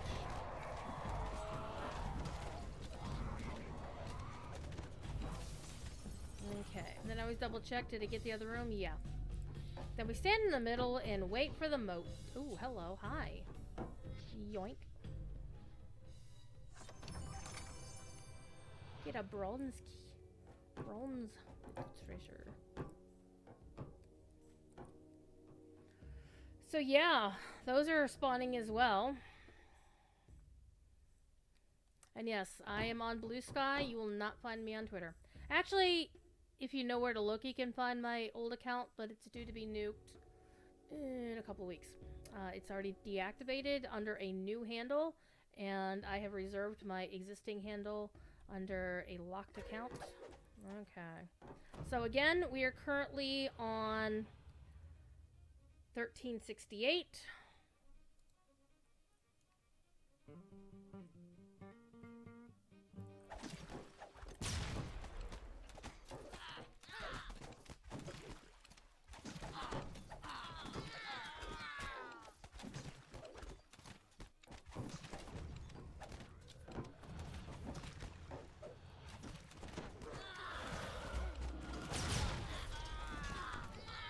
I love AoEs, don't you? Okay.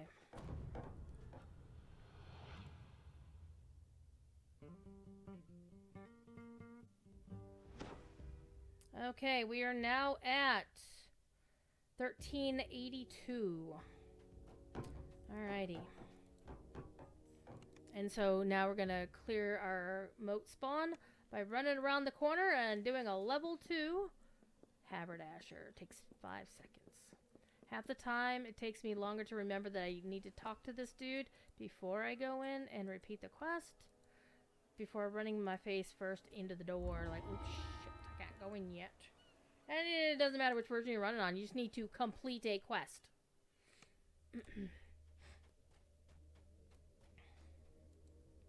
Alright.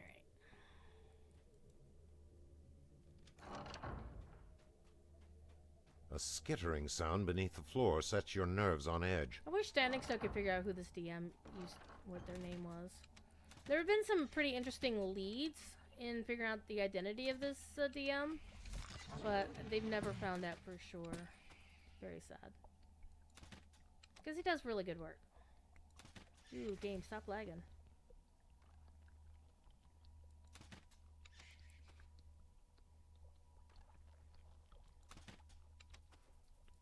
With a final spasm, the last scorpion collapses. Oh, yeah. Better luck next time, Haverdasher. I never pick up the loot. I've done this quest so often that he doesn't even offer me loot anymore, and I like it that way. Bye. Do I have a pot running and Masters gives voice to the Master? Yup. I'm using a Sovereign pot, so 50% there. And I've got the Masters, actually the voice of the Master going, so that's 5% there. And I've got my ship buffs, and my airship is level 63. So we've got the Shrine of Experience 5, and I verified that it is activated on the guild airship. because I wasn't sure. And I was like, okay, if I'm going to spend some astral points for this, I'm just going to spend some astral shards. Points? Shards? I don't know. Anyhow. Reset Grim and Barett. I used to misspell it with 2 R's and 2 T's. Yeah, no. So, this will get us into our 1400 range. So that was what, 68 to 82? So that's with a 20% boost on top of all the other stuff. So, I think Sardonic said that you could conceivably run a purple mote. Once you hit close to $15.99 without going over. It's like Price is Right here. Price is Right rules here.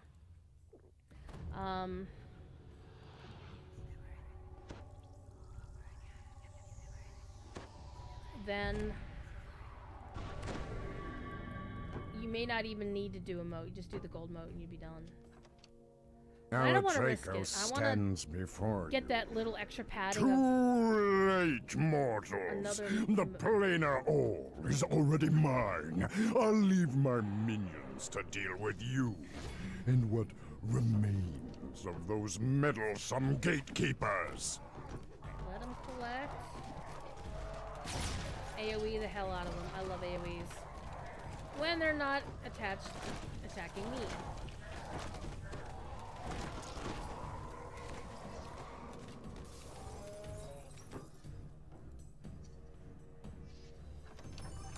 So yeah, I really love the getting to shoot later as a dark hunter on the Inquisitive tree. That's hot. It's one thing I miss about being a favorite soul or a cold druid is dropping an AoE and watching things vanish off your board. I'm petting a kitty cat. I'm petting a kitty cat.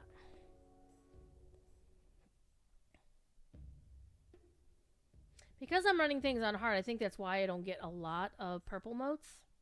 Oh, she's got a tummy. She's getting tummy tickles. It's not currently a trap. It will turn into a trap if I keep this up. She's a lovely kitty. She was a rescue kitten from this past summer. And she's a big fuzzball. She is officially the cutest cat on DDO stream. And I say that as somebody who's been to Quart's house and has pet his cat many times. Because she's also a good kitty. But she's not my floof. So, Stormlost is my floof. What are you looking at? What are you looking at? What are you looking at, little kid?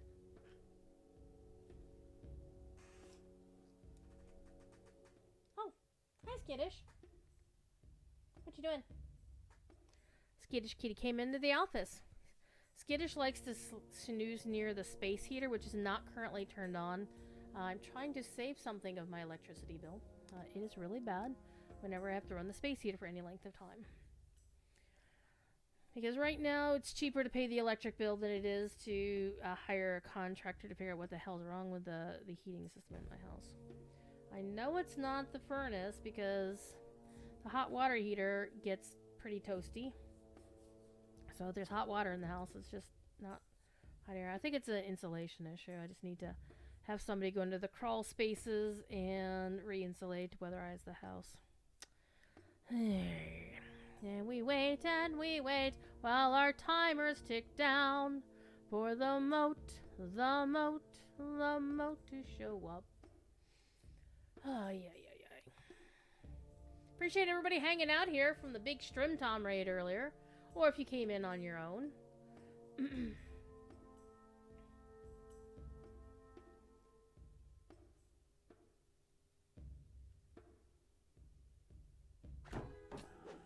Alrighty, let's rocks and the rolls.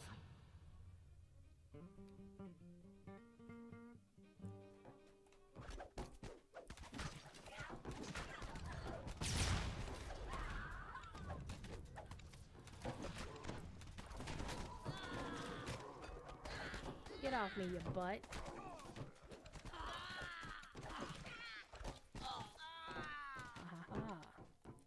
Easy peasy, lemon squeezy.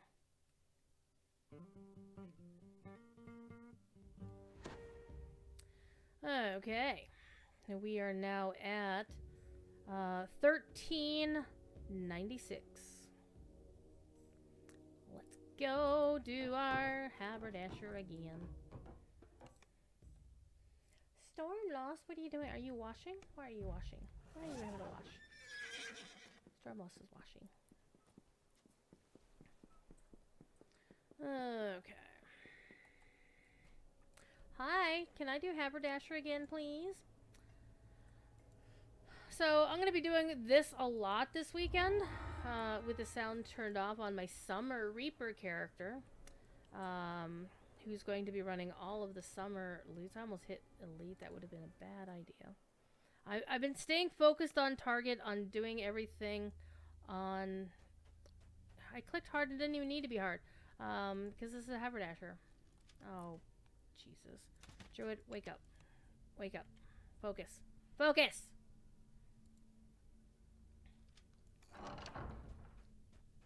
A skittering sound beneath the floor sets your nerves on edge. This game has been blessed with all kinds of cool DMs over the years. Some famous, some not so famous. Some of the house DMs, like this guy, don't know who they are anymore. But it's kind of sad because I would like to see them be recognized. I'm very much a big fan of people getting credit for their work and being appreciated for their work. I mean, a lot of people have said this. With a final spasm, this guy's a the great last DM scorpion voice. collapses. And I think he's a great DM voice. There's also the guy who does Eritrakos, is one of my other favorite regulars.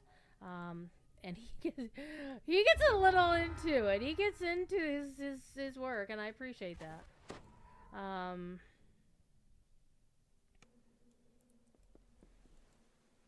Oh, do I have to? Next time, remember to do it on normal, so it doesn't trigger the... Oh no, Pixie! Oh, Chauncey was slain by Pixie Enchanter. One day, somebody named Pixie perished, and I kind of laughed.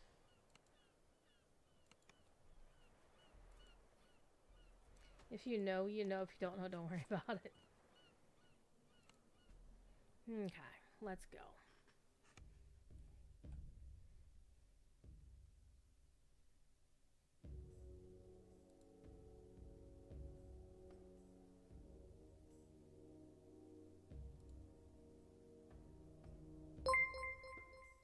Thank you for the follow. Lom!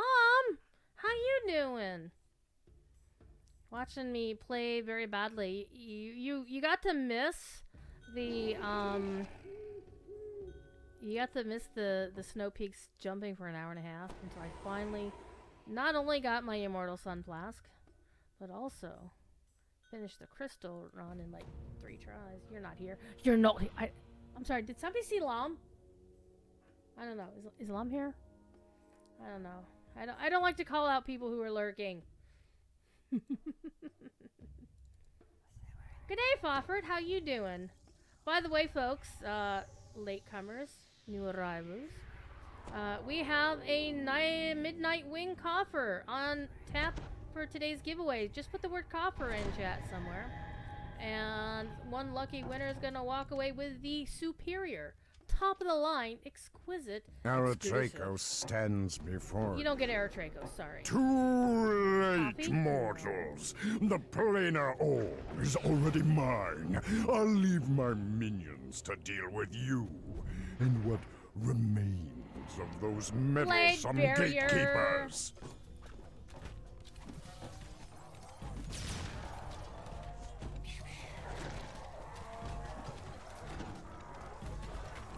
Nope, just coffer without the exclamation point. You just need the word coffer.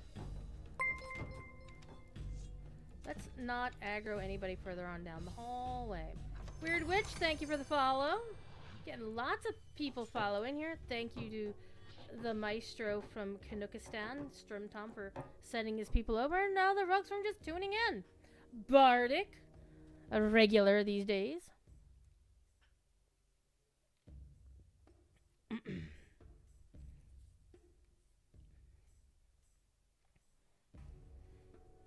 Like, I lurk in your streams? Well, no, I don't lurk in your streams. I don't lurk in a lot of streams. I don't even lurk in Voodoo stream or Streamtom stream. I can generally only lurk in somebody's streams if I'm at work and my boss isn't gonna yell at me. You just got here due to helping your mom and you locked her keys in the car. Oh my god. Well, it's a good thing you're helping your mom. You made affiliate on Monday? Hell yeah. Congratulations. Everybody should follow Lom. Here, Waisakai was here first. So let me do a shout to Waisakai because I said I was going to do shout outs and I completely forgot. S-O-Y Sakai. Yeah, hopefully I spelled the name right. No, just coffer. Just the word coffer. So when it gets done with the cooldown, Lom, I'll get you. I'll get you. Otherwise, people just click on Lom's name and click follow. That does it too. Yes! So we did the Snowpeaks Challenge Climb. And it took me like an hour and 15 minutes, hour and a half to complete the climb, including the side quest to go get the Immortal Sunflask, which is why I was actually there. I would be like, okay, we're done. I could have left once I got the flask, but I'm like, you know what? I want to finish this out. I want to see it all the way through. And the crystal segment, well, I do have a very big fear of heights. And also, the game was a little bit squirrely. So some of the jumps were clearly not me. And I also twitch a lot with my thumb on the joystick. So a lot of it is also me. So, it do be several factors. But, yeah, jumping puzzles are not my favorite. They are not my favorite. Alright, this is going to get us over 1,400. And again, if you haven't completed your loots...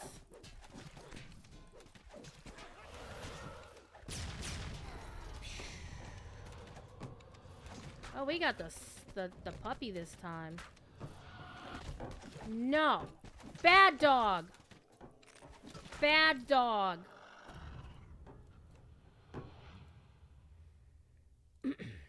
There is a 20% loot durability boost this weekend, which is very nice. It's better than nothing, but I wish they could have done it to where they just turn it on for the rest of the event. Because some people may be busy this weekend. I mean, you go to sleep, you need to be up in 2 hours. Ugh, go to bed. Go to bed. Go get a nap. I've done that before as well. When I've had to work both of my jobs on the same day. Alright, let's bail. Since my loot is now at 1410. Wonderful year, not. Ostaxter, welcome. There are some folks who normally tune into my streams later in the stream because of how the algo works. Some folks actually turn on the notifications or don't turn them off, which is really nice. And I appreciate all of you who do that. Because I'll be honest, I turn off notifications for most streamers because I can't have my phone going off all the time. Because I follow a lot of channels. Why? No. Normal. Haverdasher, normal. Haverdasher, normal. Because I don't want them to offer me loot to carry around. Alright. Skittering sound beneath the floor sets your nerves on edge. Already completed their loots? Are you still in progress? Are you looking forward to getting them done? Which ones are you looking to get? I feel confident that with the boost this weekend, that I'll be able to complete the summer loots on my Reaper 1 character with this thing pretty quick. Though I heard people say that you couldn't do Reaper spasm, with the last Grim and Barett collapses with a character who's at level cap. But I thought Grim and Barett was a level 30 quest, and you had to be within 4 levels of the base level of a quest for it to be a thing. Does that still work? You have most done. It's a relief. Yeah, I definitely need help to get my Reaper cloak done. This is the character that's doing all the other non-Reaper winter stuff. I don't... Hey, look, it's Weird Witch right there. Hey, Stream Bomber, you. Ha ha ha ha. I see you. I see you.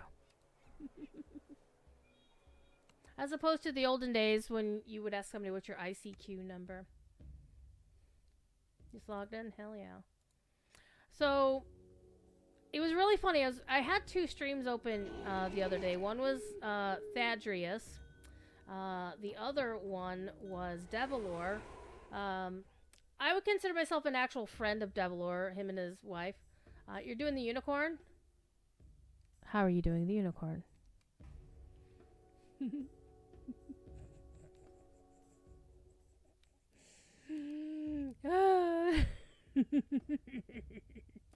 Yeah, Druid is being saucy tonight. Sorry. Not sorry at all, actually. I said I was going to give Lom a shout out, so hopefully I spelled that name right. Hey, I did it. Okay, let's get my other 2 hires going. Was that naughty? Well, you said you were doing the unicorn. That could be... Okay, listen. Anything can be innuendo if you try or have a filthy mind. Now, which one is me? I do try to keep it relatively clean, let's be honest. I'm not a prude by any stretch of the imagination, but I also... my other job is working for a university where I'm expected to pretty much keep it clean. I mean, our university president is a really cool dude. He's also a streamer. My university president streams on Locho Stream as the Tolkien professor. For real. He's my boss, my second job boss. I get paid by the university to do shit.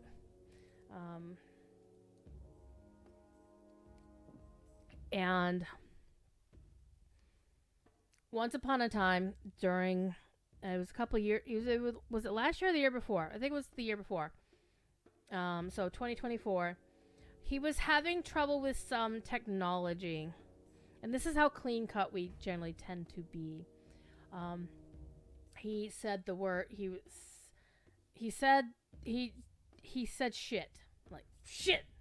I literally stood and stared at the man. Like, Professor Corey, pure as the driven snow, just dropped the word shit in the middle of... It was very quiet, it wasn't carrying to the entire room because, you know, it wasn't a session. He was setting up for a session and nobody was really in the room except people milling about, and I was, you know, trying to help him out. And he said shit, and I'm like, what the fuck? There are a few people in the Signum University circles who do swear, and frequently, but generally not during university business. Would it be like hearing Weird Al? Aratraco stands before you. Too late, mortals. I've met him. He's really nice. The planar all is already mine. I'll leave my minions to deal with you and what remains of those meddlesome gatekeepers. Weird Al helped me and a bunch of other friends raise $5,000 for the American Red Cross after Hurricane Katrina by donating a remastered version of his Happy Birthday song to this CD that we were producing. And when I had the opportunity to thank him afterwards and have him sign my copy of the CD, because he remembered it, and he very sincere, no fakery at all, very sincerely thanked me for letting him help out. Like, super duper humble, very kind, very generous. And I'm like, Weird Al is thanking me for this? Bruh. So, yeah, Weird Al is legit. If anybody wants to talk smack about Weird Al, I'm gonna throw hands at him. I cannot imagine any worse betrayal than if the utter worst ever happens and we find out some horrible truth about Weird Al, kind of like the Neil Gaiman horrible truth, sort of. Like, if there were ever any revelation about Weird Al, I would be legitimately distraught, because I did not care one way or the other about Neil Gaiman. I mean, I liked some of his stuff, but I didn't really care. Except I knew that he had lifted some stuff from, like, Tanith Lee and whatnot. See, also... But I was never invested in his stuff.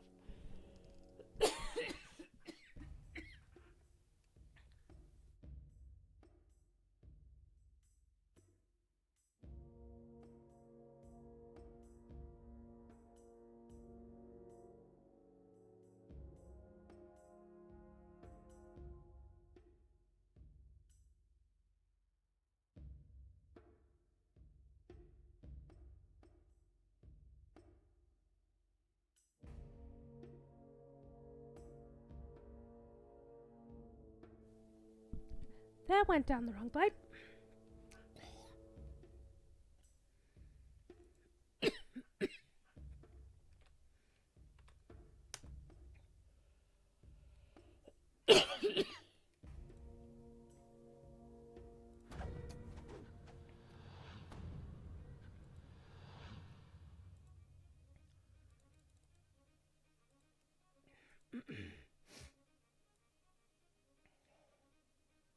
That over there. All right. Whoo, doggy. He used to be your favorite author? Used to be? Yep.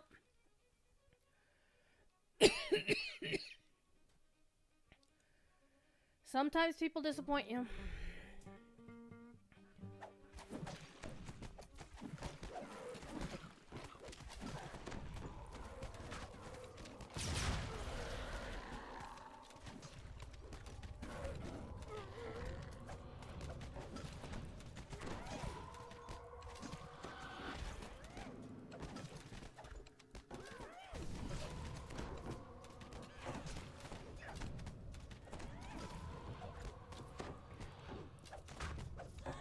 Yay, got her. That was fun. So, with reference to Neil Gaiman, I will probably watch The Last Good Omens, only because he really didn't have much to do with it. And David Tennant and Michael Sheen are way better than Neil Gaiman. And from my understanding, most of the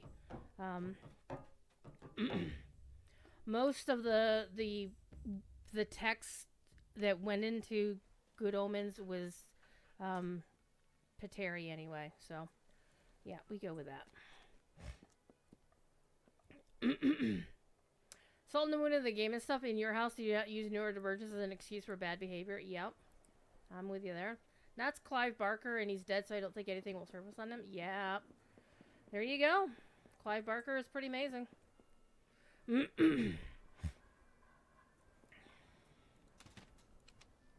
Though I'm not really a horror fan, so I didn't really watch a lot of his stuff, but I've heard good things from people who are horror fans. They really like his stuff, so. And there's always a whole thing about how you can divorce your thoughts about the art versus the creator, the artist. There are times, for me, when it's somebody who pretends to be a good person and you kind of trust them and they prey on the vulnerable people, those are the ones who are like the worst. Like, they know what they're doing, they know better. A skittering sound beneath the floor sets your nerves on edge.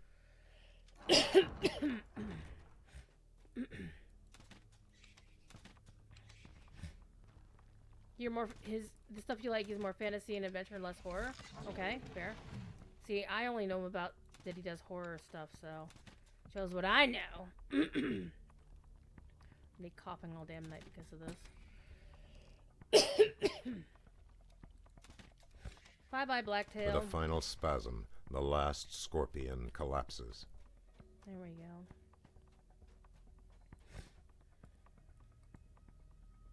Better luck next time, Haverdasher. I do miss Haverdasher being part of the Night Rebels rotation, though. Though I do also like the new quest, Shop Till You Drop. That's a good one. Besides, it lets them use Travis Willingham and give him credit. Though, honestly, it's a little bit skeezy that they don't have to pay him anymore because they already paid him for that work in the past.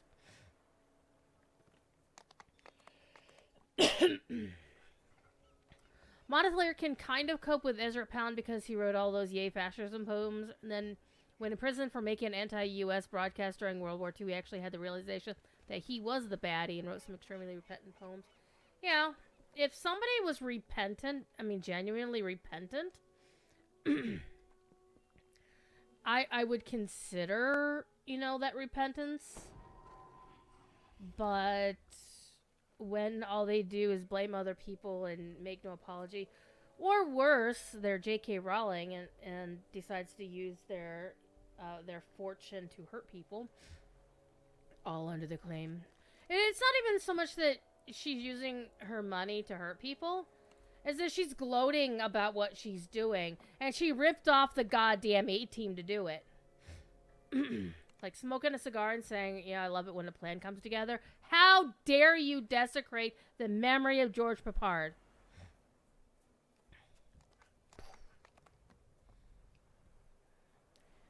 I wish I knew the location of her yacht so I could tell it to the orcas. Just saying. Alright, let's go. Let's go again. We go again. Okay.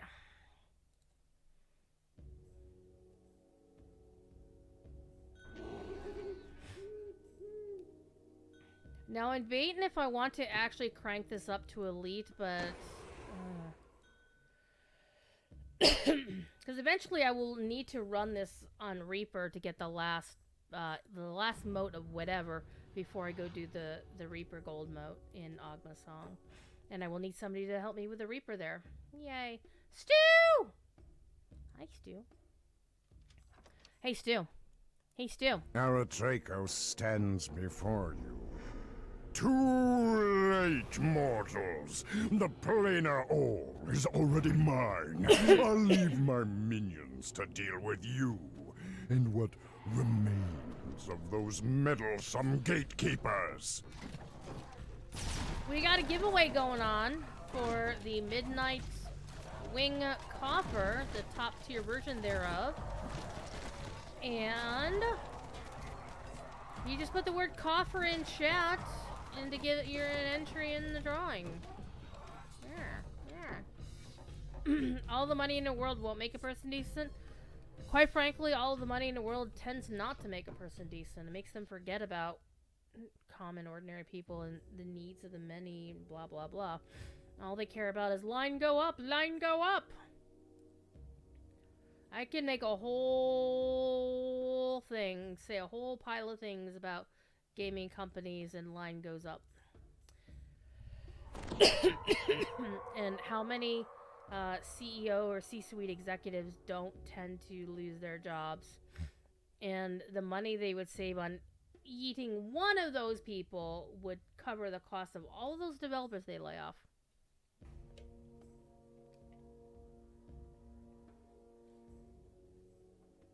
Now you have the Bill Shatner version of Common People near the I'm so sorry. If you start listening to Cannibal Corpse, that'll go away. I'll listen to Leonard Nimoy singing The Adventure of Bilbo Baggins.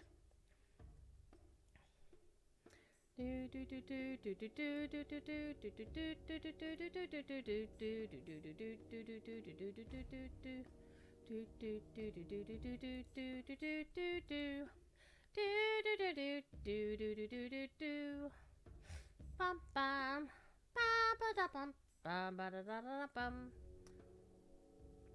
You have to respect a song with a bassoon solo? Hell yeah. Though, of course, it was made in the era of yakety sax. I mean, yakety sax has been played on stage by men in business suits. Seriously. There's a video I saw of a man in a business suit playing the saxophone lead in yakety sax. And it was unironic. And it was glorious. The British is like the British television adventure sort of variety show. It was so good.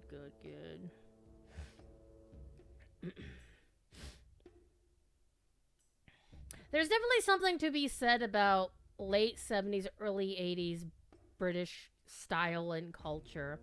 Because not only do you get the brutalist architecture out of that, but you also get things like Sapphire and Steel, starring the late David McCallum, and the lovely Joanna Lumley. You also get Blake 7, which, by the way, looks like a reboot is in reboot whatever is in the works for that, which is pretty damn amazing. I wonder how they'll manage it, and I hope they don't take away the essential Britishness of it.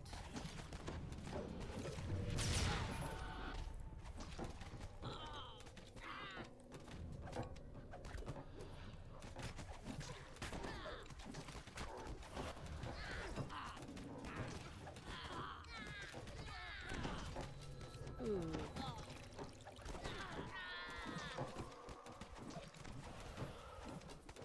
Down, boy. All right, we are currently at 1424.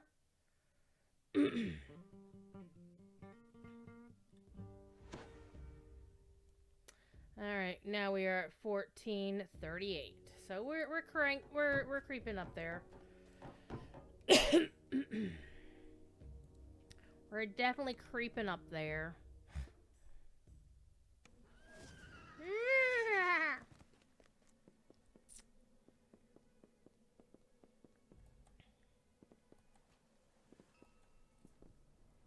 Weird Witch has already got her summer wings. See, I don't really care about the summer wings so much. I mean, I love monarch butterflies, but they were always around when I was growing up, so they weren't really... They're common. The blue ones, however, not just... I like them because they're blue, to start with, but they're not common to where I grew up. So I never saw blue butterflies back then. So that's also kind of why I want them. He wants the precious wood. Yeah, I think I'm too. We're fine. Luna moth wings. You'd arm wrestle a bear for those. They're basically the same shape as... I think they're Morpha butterflies, I think they called them. Basically, but it uses the same shape as the monarchs. A skittering sound beneath the floor sets your nerves on edge. Instead of orange and yellows.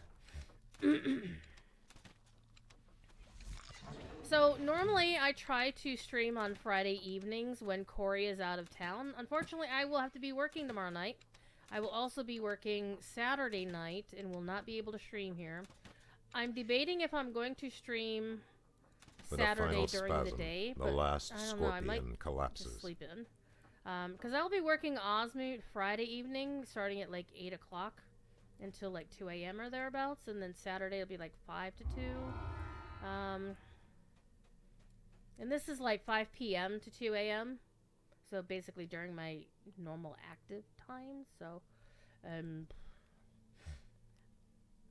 I will not be able to do my DDO stream at Sunday night as usual. However, I checked with Cord and the other streamers.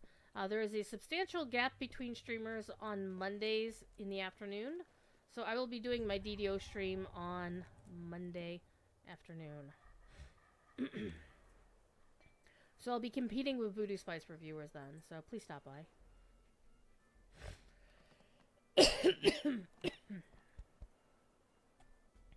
Goes down the wrong way once, and then you're coughing up phlegm for the rest of the night. Thank goodness for ginormous Asmodee water bottle.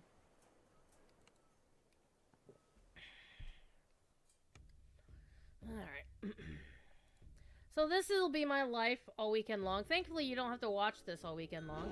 So the hope is I will have ground up enough of the stuff over the weekend that I could just play normal stuff on Monday, I hope. Because I'm honestly getting really bored of this. This is a grind. I'm not going to front on that.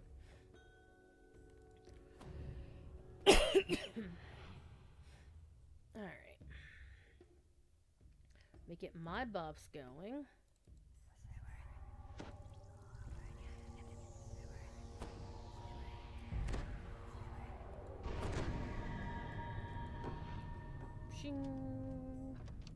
Aratraco stands before you.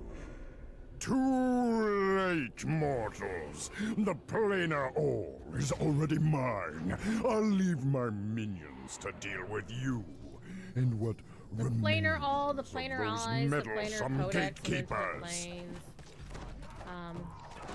honestly, it kind of reminded me of the time that Monica will remember Mark Sachs, of course, one of our colleagues or one of our fellow students at the university, who once made a wisecrack about how, you know, the Time Lords had the X thing of Rassilon, the Y thing of Rassilon. He invented what? The elbow of Rassilon? Yeah. I'm gonna turn the space heater on. It's getting chilly in here. Which means the kitty cats will come into the office and curl up in front of it. And I'm gonna put my hat back on. I have I'm wearing an Overwatch hat, but I have the brim turned down because it's actually cooler that way. I don't like beanies that have that are like really tight to your head. I like to have a little bit of proof up here.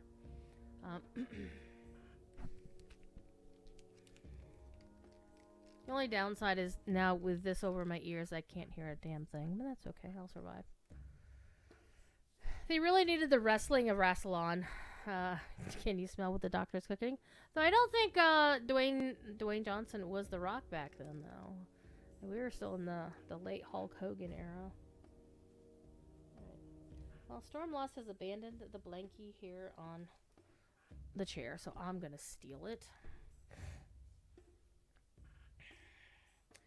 So one thing I'm reminded just by looking at my notifications on Blue Sky that I had reposted something from Lotro about how they recently are doing republished a Music of Gundabad thing for one of their expansions a few years back. And I'm reminded that Cordovan mentioned that they were going to do some sort of digital publication of DDO music as part of the anniversary. I'm like, that's hot. I'm excited about that. So my understanding is it's going to include some older stuff as well as new stuff. And so I remember one time I pointed out there's a special piece of combat music that plays in the Night Rebels version of Lord's March Palace. Where you go through one doorway, and then as you aggro the zombies or skeletons or whatever in front of you, this combat music plays. It sounds like it came from Framework/Gravework, but it's different, and it's just this really amazing piece. And I have, dampened out. Oh man, just a green? Are you shitting me? Rude.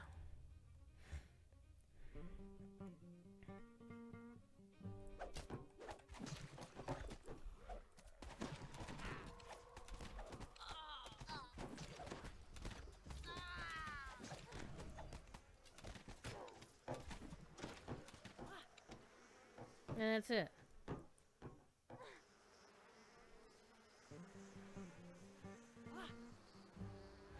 And you don't get hardly anything for that. All right, $14.45.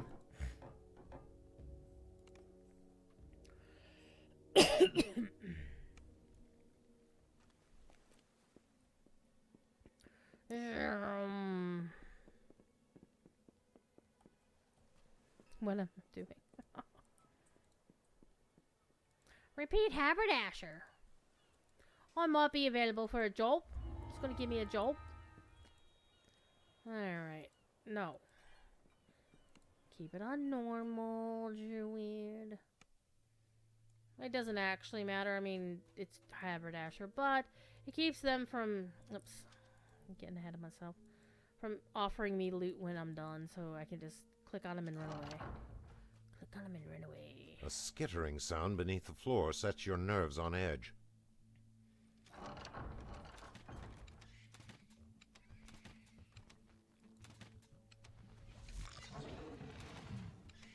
No, barge! Slain by a Feywood Raven.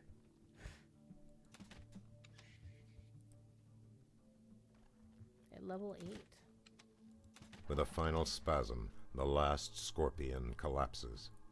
One thing I really want to do, though, is to get back into Chill of Ravenloft, because I've only played it through a couple of times, and I really haven't... Like, I can do Myth Draenor in my sleep, pretty much. I mean, I know where everything is. I know where the rares are. I know how to do the quests, whatever. But I don't feel that I've really gotten to spend a lot of time with Chill of Ravenloft, because I've had other things that I needed to get done. This is why I really hate having multiple games running short-term events at the same damn time. Because I'll admit, one of the reasons I'm so far behind on my loots is because I was playing Legion Remix. Because I enjoy World of Warcraft, even when it pisses me off. Every game I play has pissed me off on some fashion or other, so DDO is not... I'm not saying DDO is the best ever. It's got considerable issues. I do give it some grace in certain places because they definitely have... It has to be super frustrating to work there, simply because they have so many grand ideas and plans, and sometimes their build servers are like their enemy. Sometimes it's like you can tell they want to do more, but they can't do more. It's gotta be frustrating as hell. So the fact that they continue working on things, trying to improve things, and still coming up with new things like this new coffer looks amazing. The last coffer looked amazing. The last one was obviously for your barbarian builds, right? Your Viking / barbarian builds. This goes perfect with my Dark Hunter Inquisitive. Even though I'm not using a bow necessarily, my bow characters are probably going to start wearing this because that quiver is fire. The bow looks amazing. So we're going to do that. But in the meantime, let's go talk to Eritrakos again. Eritrakos stands before you. Too late, mortals. The planar all is already mine. I'll leave my minions to deal with you and what remains of those meddlesome gatekeepers.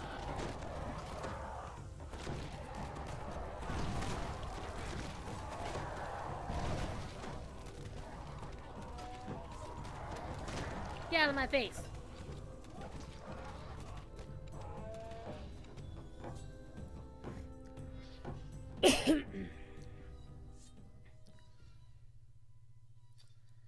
Alright. So if you haven't done so, Stu, looking at you, put the word coffer in chat to potentially win the Midnight Wing coffer. Because that would be cool.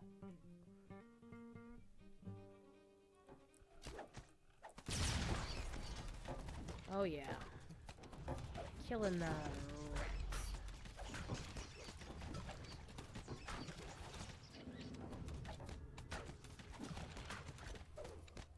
Give him a bit of doom. Ow.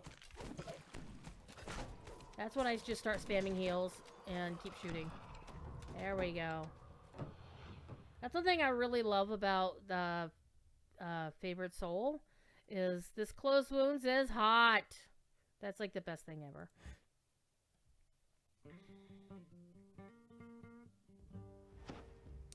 Alright, we are now at 1459. It's slow going on hard versus Elite or Reaper, but for this character, oh thank you. It goes safer. But in the end, we're probably gonna need to kick it up a notch and try Elite. And that's where I'm really kind of like,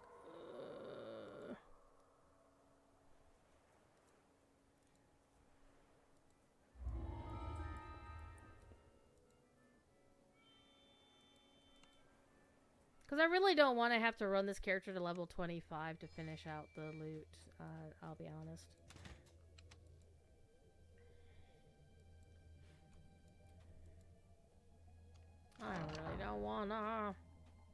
A skittering sound beneath the floor sets your nerves on edge.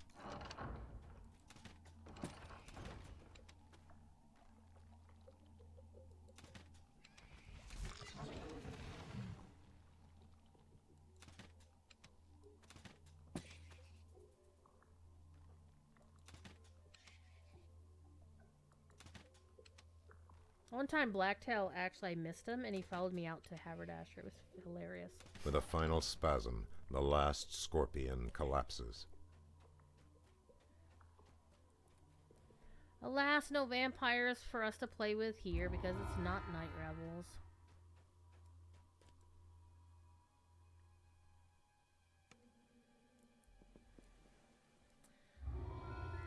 Not a difficult fight at all. Of course it wasn't. I'm level 16, almost 17. And your dudes are only level 1. Alright, we're gonna get a purple mote here sometime soon. God only knows.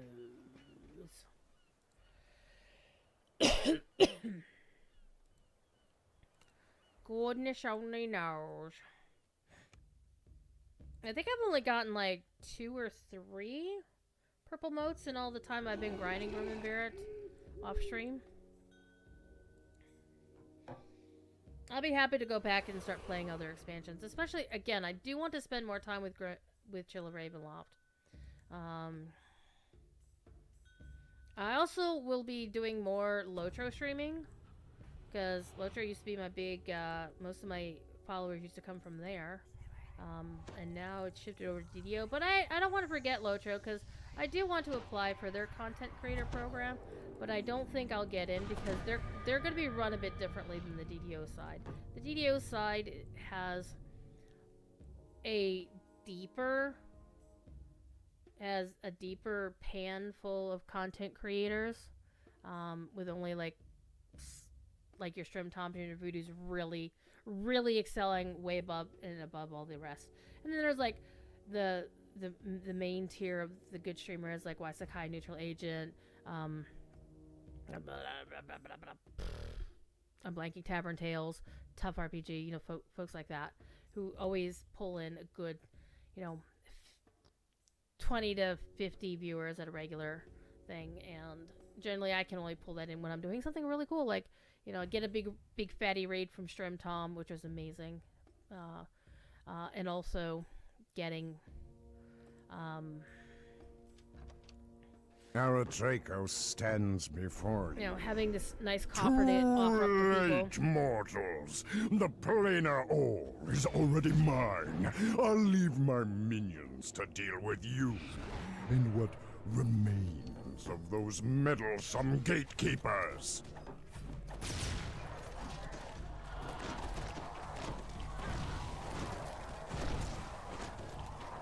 We should use the Lotro code, yeah. They might do something like that again in the future. You never know. Because it used to be kind of like an annual thing, quite frankly. I don't know. Maybe they will, maybe they won't. Because their anniversary's in April. We'll have to see what happens then. And their 20th anniversary is coming up next year, so they're going to be doing something big for that. And the reason I know that, because I talked to Orion, who is the producer, well, he's not really the producer of Lotro. They don't really have a producer. I mean, they've got Sev as the exec, but they don't have a producer like DDO has Tolero. But Orion, who, by the way, Orion used to work on DDO back in the day. He's the one who made Irestone Inlet. So if you hate that, then I'm not going to tell Orion because he's a nice guy. But if you love Irestone Inlet, I'll be happy to tell him you love it.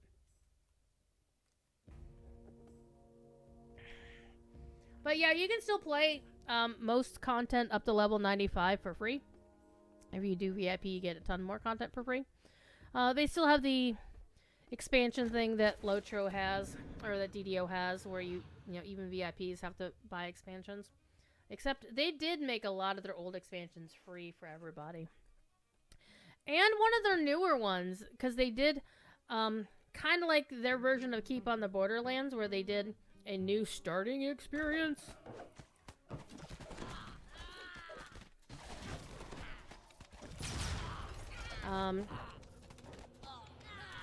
They went and made that one completely free for everybody.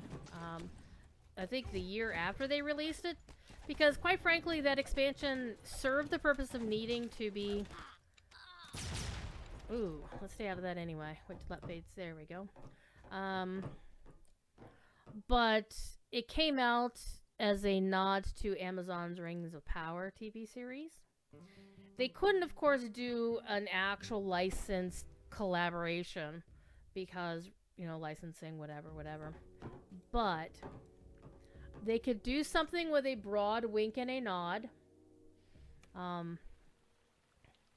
That they can't say it had to do with Rings of Power, but everybody knew Rings of Power is going to the Second Age. And what do? They tell a story about the Second Age and Celebrimbor and his, you know, and the betrayal of Sauron in the form of the, you know, the giver of gifts.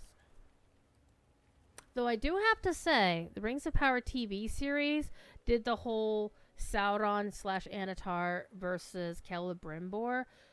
Charles Edwards and Charlie Vickers as those two characters. Oh my god, they fucking acted.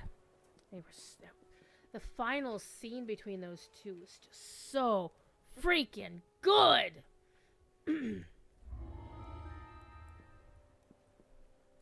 I love that TV series. And I know there's a lot of people who don't like it. Some folks have unfortunately listened to the internet before giving the series a chance. A lot of folks don't understand the notion of adapting source material and not understanding that the Rings of Power TV series have the same exact source material as sound Lotro beneath does. The floor sets your nerves on edge. So they did have to make shit up. And there's never going to be such a thing as a one-to-one adaptation of Lord of the Rings into film form, even with the TV series. You could do an old 22-episode, 1990s TV series, 22 episodes per season for, 7-8 seasons and still not cover all of the details. With a final spasm, the last scorpion collapses. It is a chillingly accurate portrait of an abusive relationship, entirely, 1000%.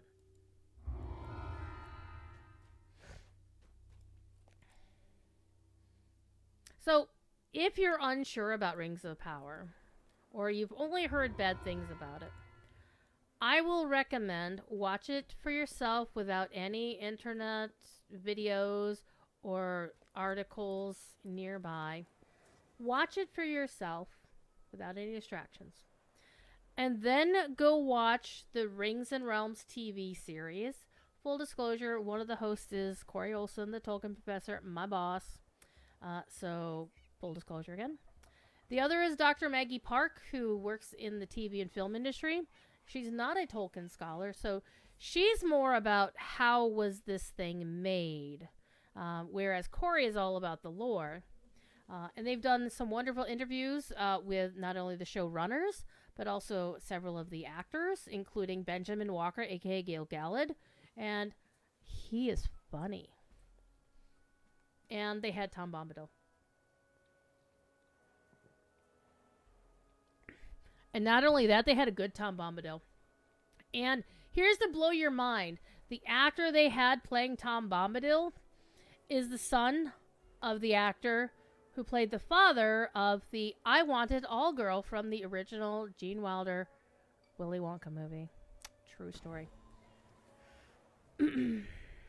Roy Kinnear was the father of the girl, Violet Beauregard, who wanted it all. Violet, who's turning violet.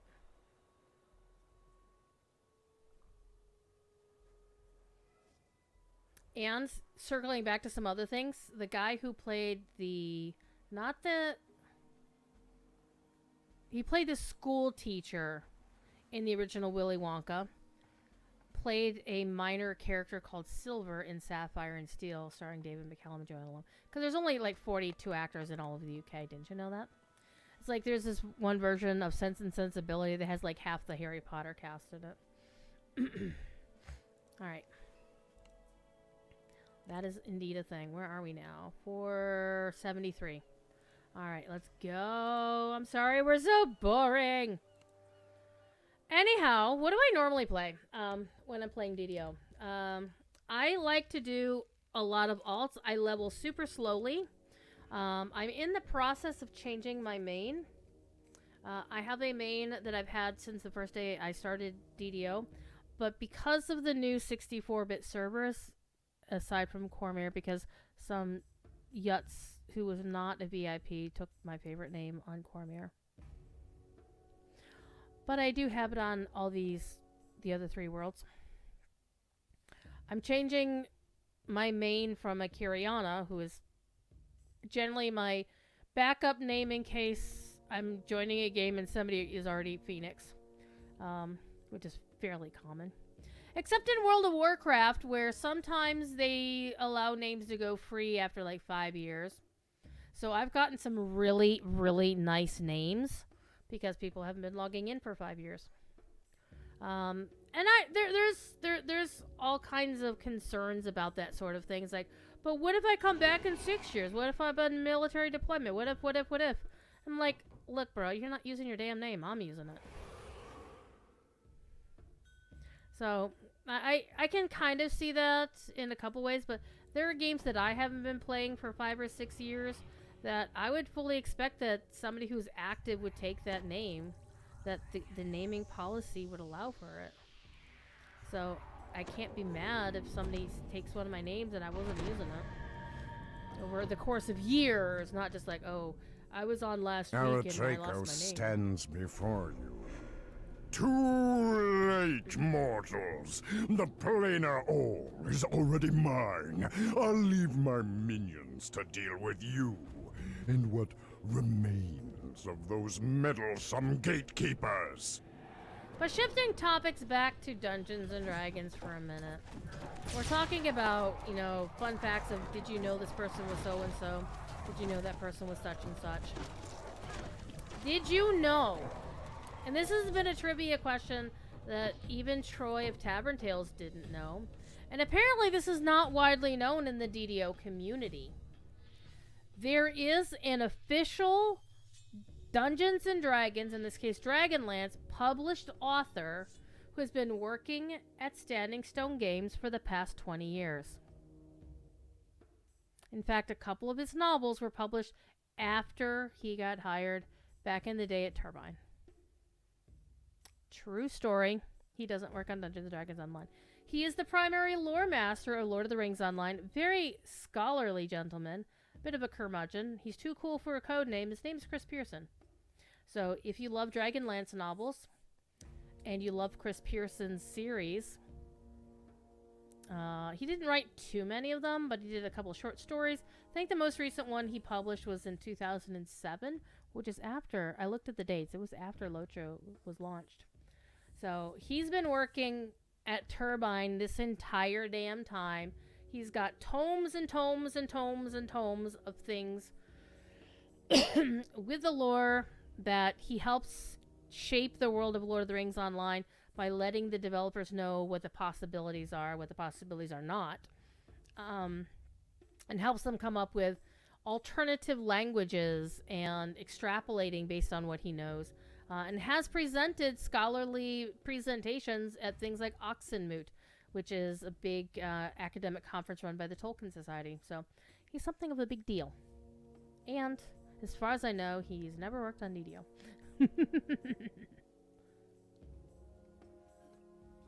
Jack the Grin, I'm doing pretty well. We're coming toward the end of our stream.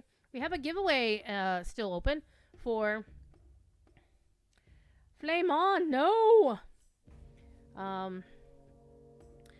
Coffer, the Midnight Wing Coffer, which I'm currently wearing, is my character. A giveaway. So put the word coffer in chat, and that will get you an entry into the drawing. Just like that. Okay. Let's do the thing.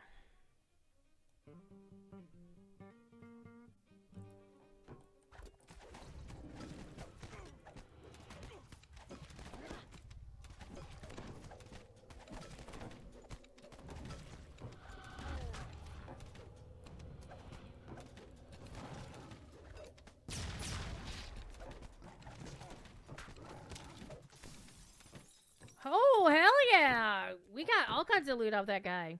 Sweet, let's get the mote done first.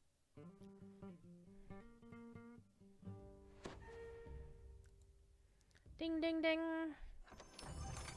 Hey, we got a frozen key. Hell yeah. And we got some actual level 16, well, level 15 loot.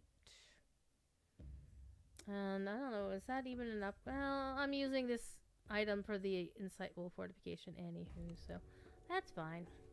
So our loot is now at 1487.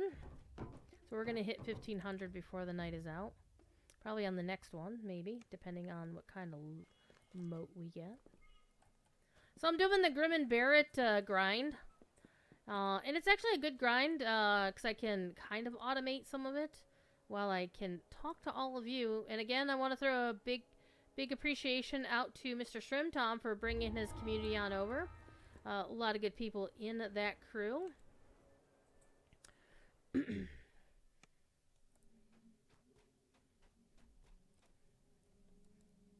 I always feel like I need to behave myself when, like, Shrimp Tom or Voodoo raid me, and it's very rare that either one of them have ever had the opportunity. A skittering to do so. sound beneath the floor sets your nerves on edge.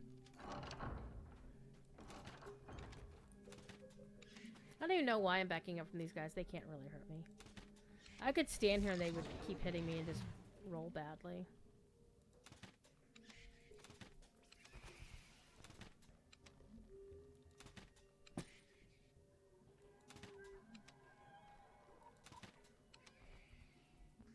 With a final spasm, the last They scorpion fall over collapses. and go boom.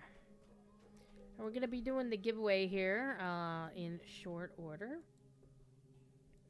And then some lucky viewer is going to walk away with this kick-ass outfit minus the crossbows. You will get a regular bow and a regular dagger, and they look so damn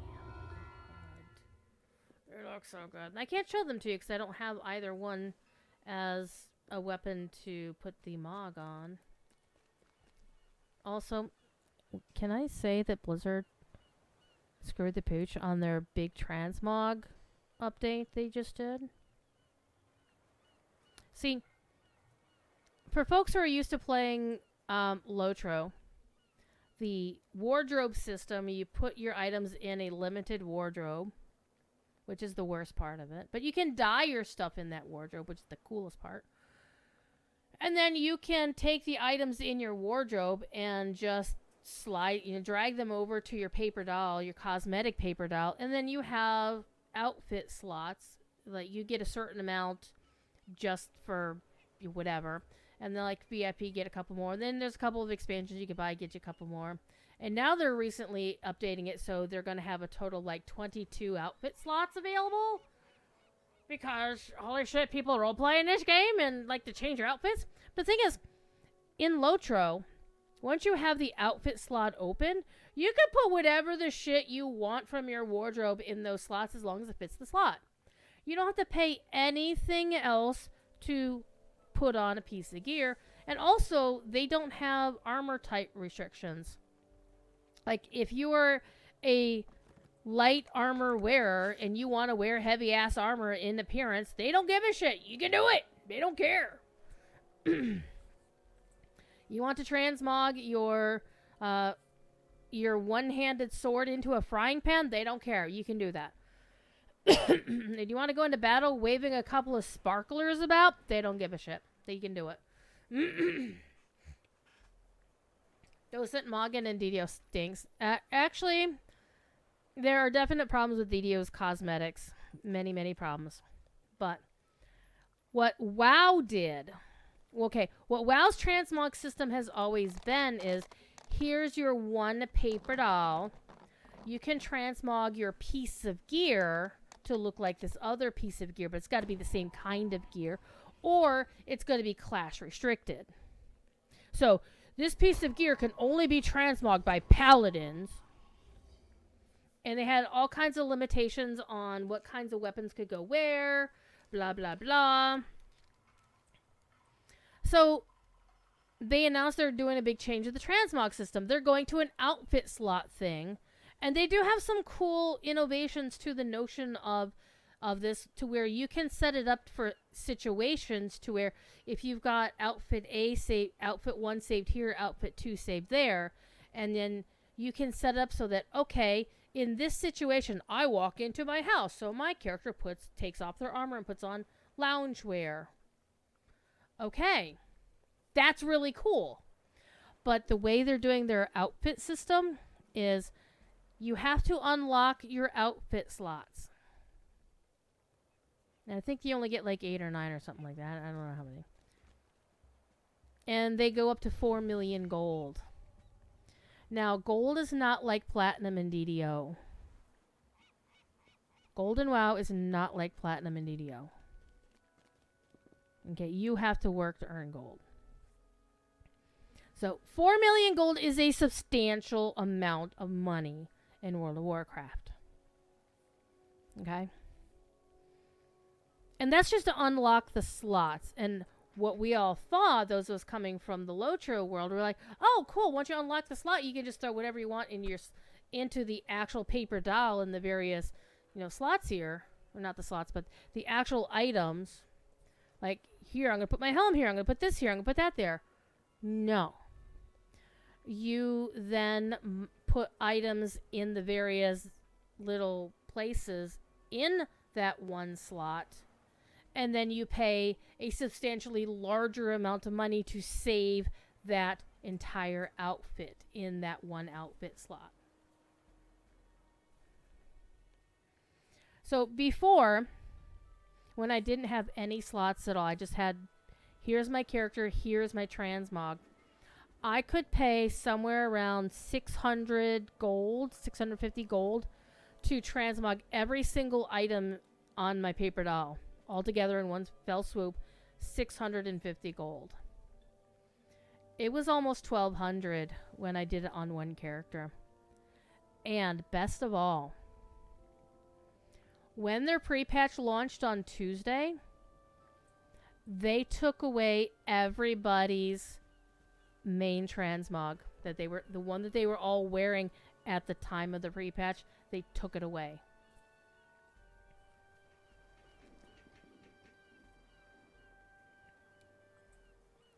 So everybody had to immediately drop 1,200 gold to put their character back the way they were before the pre-patch. And naturally people complained, as they should. And so what Blizzard says is they're going to do a hot fix or something, or maybe next week's downtime, to where everybody will get one free transmog. What about the people who already spent upwards of 100,000 gold to fix their characters because of Blizzard screw up? They're not getting that money back. I only transmogged one character, so I'm only out 1,200 gold. One character, one slot. After that, I will get all my characters set up with their main transmog and go from there. Because they're going to give us all one freebie, and that's it. Anywho, Amareth, you're here just in time. We have a giveaway for the Midnight Wing Coffer. You just put the word coffer in chat to get an entry into the giveaway. We're going to be giving it away here before the end of the stream, because I want to congratulate the winner with everybody still here. And I appreciate everybody hanging out, waiting, lurking. Lurkers are welcome. I am not going to call out any lurkers by name. And to be honest, to be full disclosure, the reason I have a code to give away is because Cordovan gave me one as a moderator of the DDO Discord. And since I already got one because I'm a DDO content creator, I asked permission to give it away, and he said sure. So, Skaven Raven Maven, hello! So, yeah, I'm very, very grateful for the opportunity to give something away. Fingers crossed for the Demon Bird pack. Alright. Everybody is active. Thank you for the follow. And nobody has to follow. I'm not one of the folks, even though the bot will say so-and-so is following and will shame people by saying is not following. I don't give a crap about that. You're here now. You were here because I understand some folks are just here for the giveaway. Aratraco stands before you. Do the same shit. Too late, mortals. The planar orb is already mine. No, I'll it's leave mine my still. minions to deal with you and what remains of those meddlesome gatekeepers.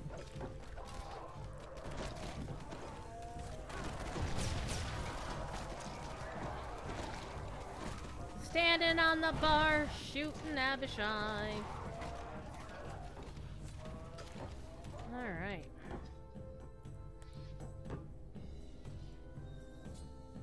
You're biased, but that is a beautiful crow copper. It is. Anybody who's a fan of Corvids, I hope they love this one, because this outfit is banging.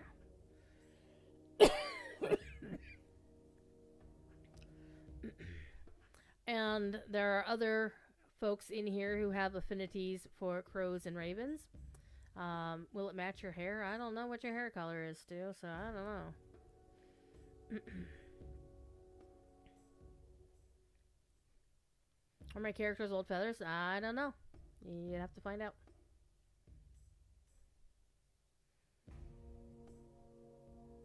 But there's one person in here in the chat who it would be appropriate if they won, simply because I know their main handle for 30 years has been something involving crows.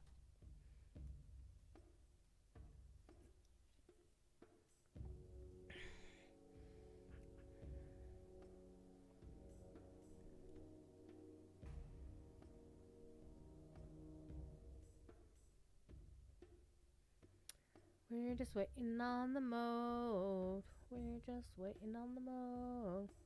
We're just waiting on the mote.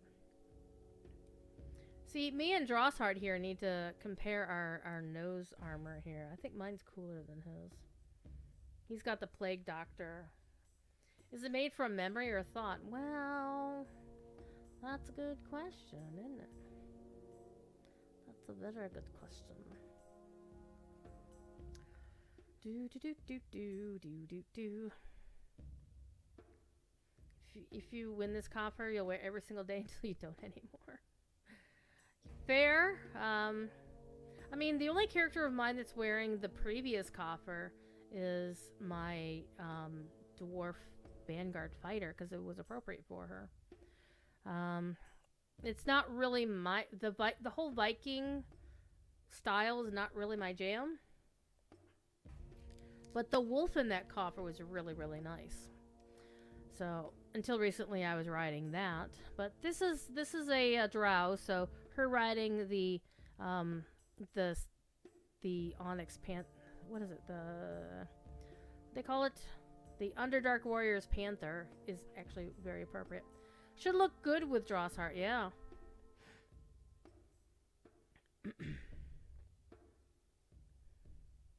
And alright, still a blue. Oh well.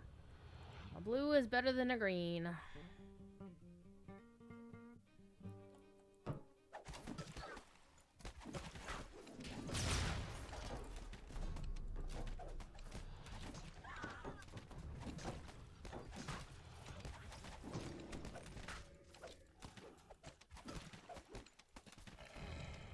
There we go. That wasn't so difficult. Oh, she got a dot on her. Poor soul.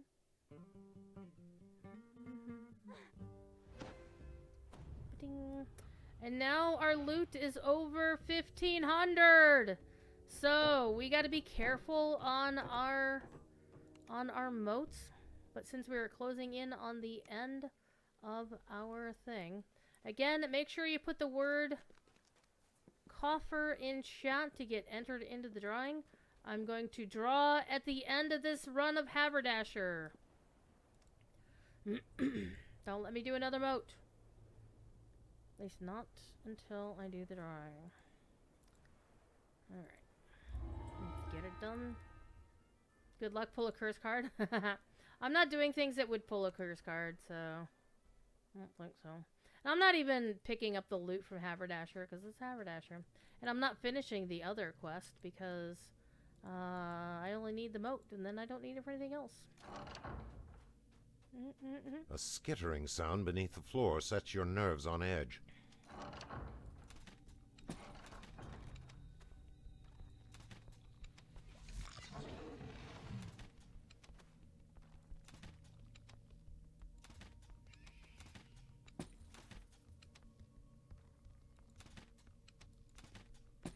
I wasn't even aimed at him, and I got him. With a final spasm, the last scorpion collapses. Dun, dun, dun. Alright. I've never actually even seen a curse card. Whoops, gotta talk to Haverdasher. Durr.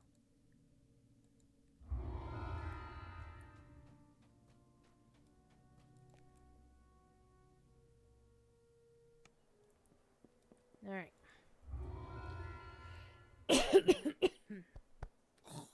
So you get when you it goes down the wrong pipe and suddenly you start coughing for the rest of the night, and I'll be doing that. Anyhow, let's do the drawing. Give away clothes. All right. Ooh, a lot of entries in this one. Good luck, everybody. Give away draw. Kick someone. Hey, congratulations.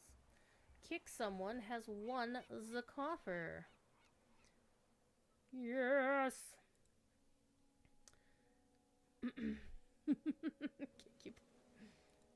That is pretty cool. Alrighty. Let me grab kick someone's name out of chat. And users in chat. Are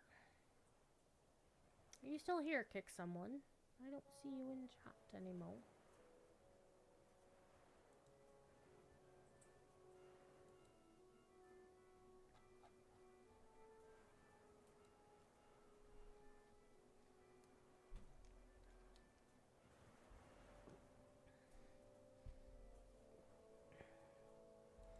Let me tag just in case.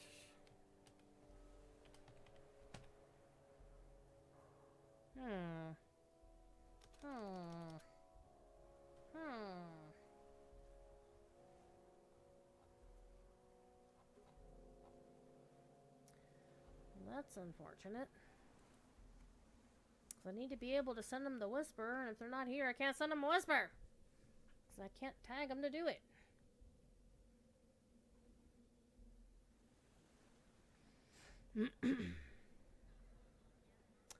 Alright. If anybody knows them, send them a message. Send them a message to say, get your butt back here and chat. Say hi. If they don't, say hello. Or come back in the chat to where I can tag their name.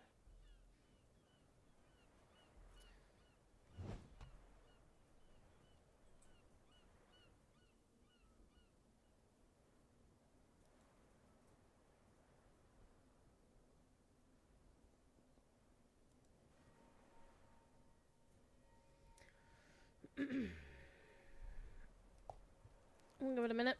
I'm gonna put it on my phone. 1 minute. 1 minute only, Vasily. Give me one ping only. Fun fact, Sam Neill, who played Vasily in that, was my most famous follower on Twitter back in the day. Alright, we got a timer going. It's a timer. If this thing goes off and I don't hear from kick someone, I'm gonna re-roll.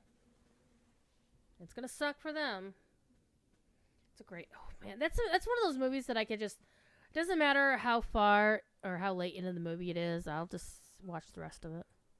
So many great actors. One was a good actor. Turned out to be a skeezy individual. That would be Jeffrey Jones. The dad from Beetlejuice.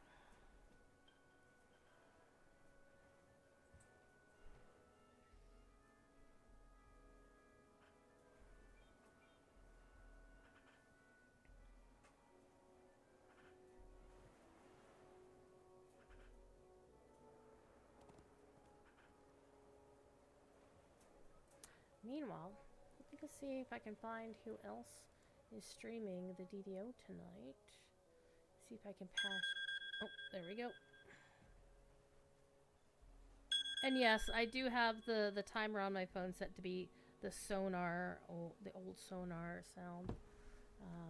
Let me see who's streaming DDO right now. And as usual, there's at least a few people streaming Dungeons and Dragons or other games like Baldur's Gate 3. Alright. Well, let's look at chat again. One last chance. That's not the chat I was looking for. That indeed was. Alright, we're going to draw again. Let's see what happens. Fingers crossed. Steelmaster, please tell me you're here. Please tell me you're here. For something like this, I would like the person to be present, just to get the congratulations. You're here, though, Lum. Weren't you supposed to go to bed an hour ago?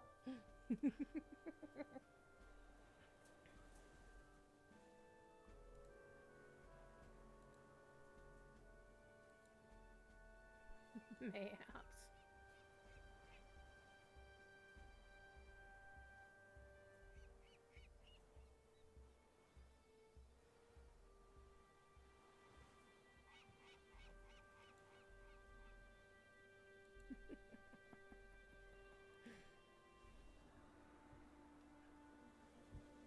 Alright, we're doing it again. Timer.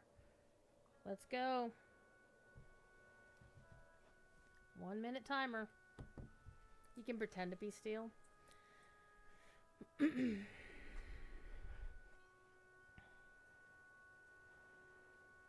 It's so tense. I know.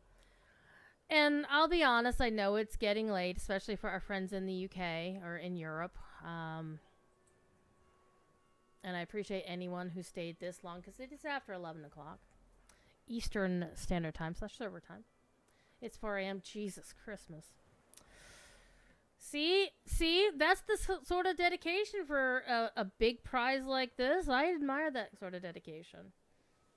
I'm not going to lie. Eventually we're going to find somebody who's actually here. And I can imagine there's a couple of you are going like with nail biting. Copy. Yep.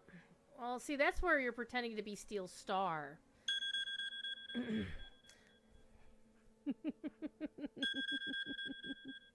Alright. Third tries the charm. Giveaway draw. Come on! Come on! Big money, no whammies! Latency. Please tell me you're here. Please tell me you're here! People are getting tired of hitting... saying grats all the damn time.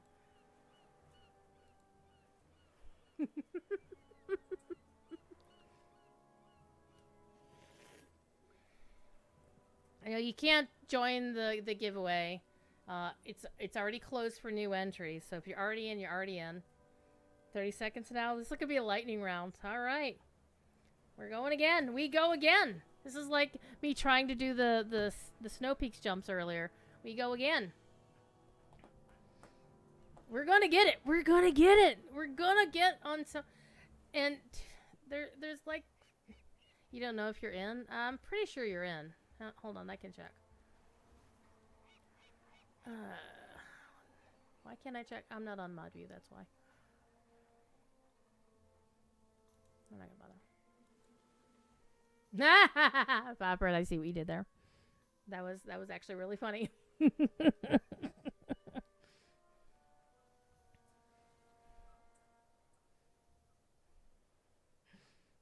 If it was something like, you know, the DDO points codes, you know, they're a dime a dozen, so I don't really mind so much if somebody's not here. I'll send them a Twitch whisper. But for something like this, it's important enough that I think they should be here for it. All right. 4th time's the charm. Giveaway. Draw. Come on. Voyage Taker. Your birthday was yesterday? Oh, good luck. Void Taker, are you present? Please say something in chat. Yay! Finally, we have a true winner. Somebody who stood in the chaos long enough to win the grand prize. Hashtag rigged. No, see, if Monothlayer had won, that would have been rigged. Because many of you DDO people don't know, Monothlayer and I went to college together 30 plus years ago. So, so that's how you know it was fair and not rigged. So, Void Taker, I'm going to be sending you a code. This code was given to me by Cordovan himself. And this is for a superior patron's coffer. This is the biggie one. So you're going to get the whole 9 yards.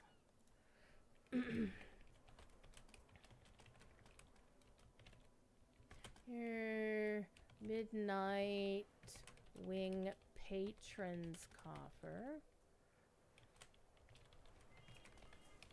And there's the code.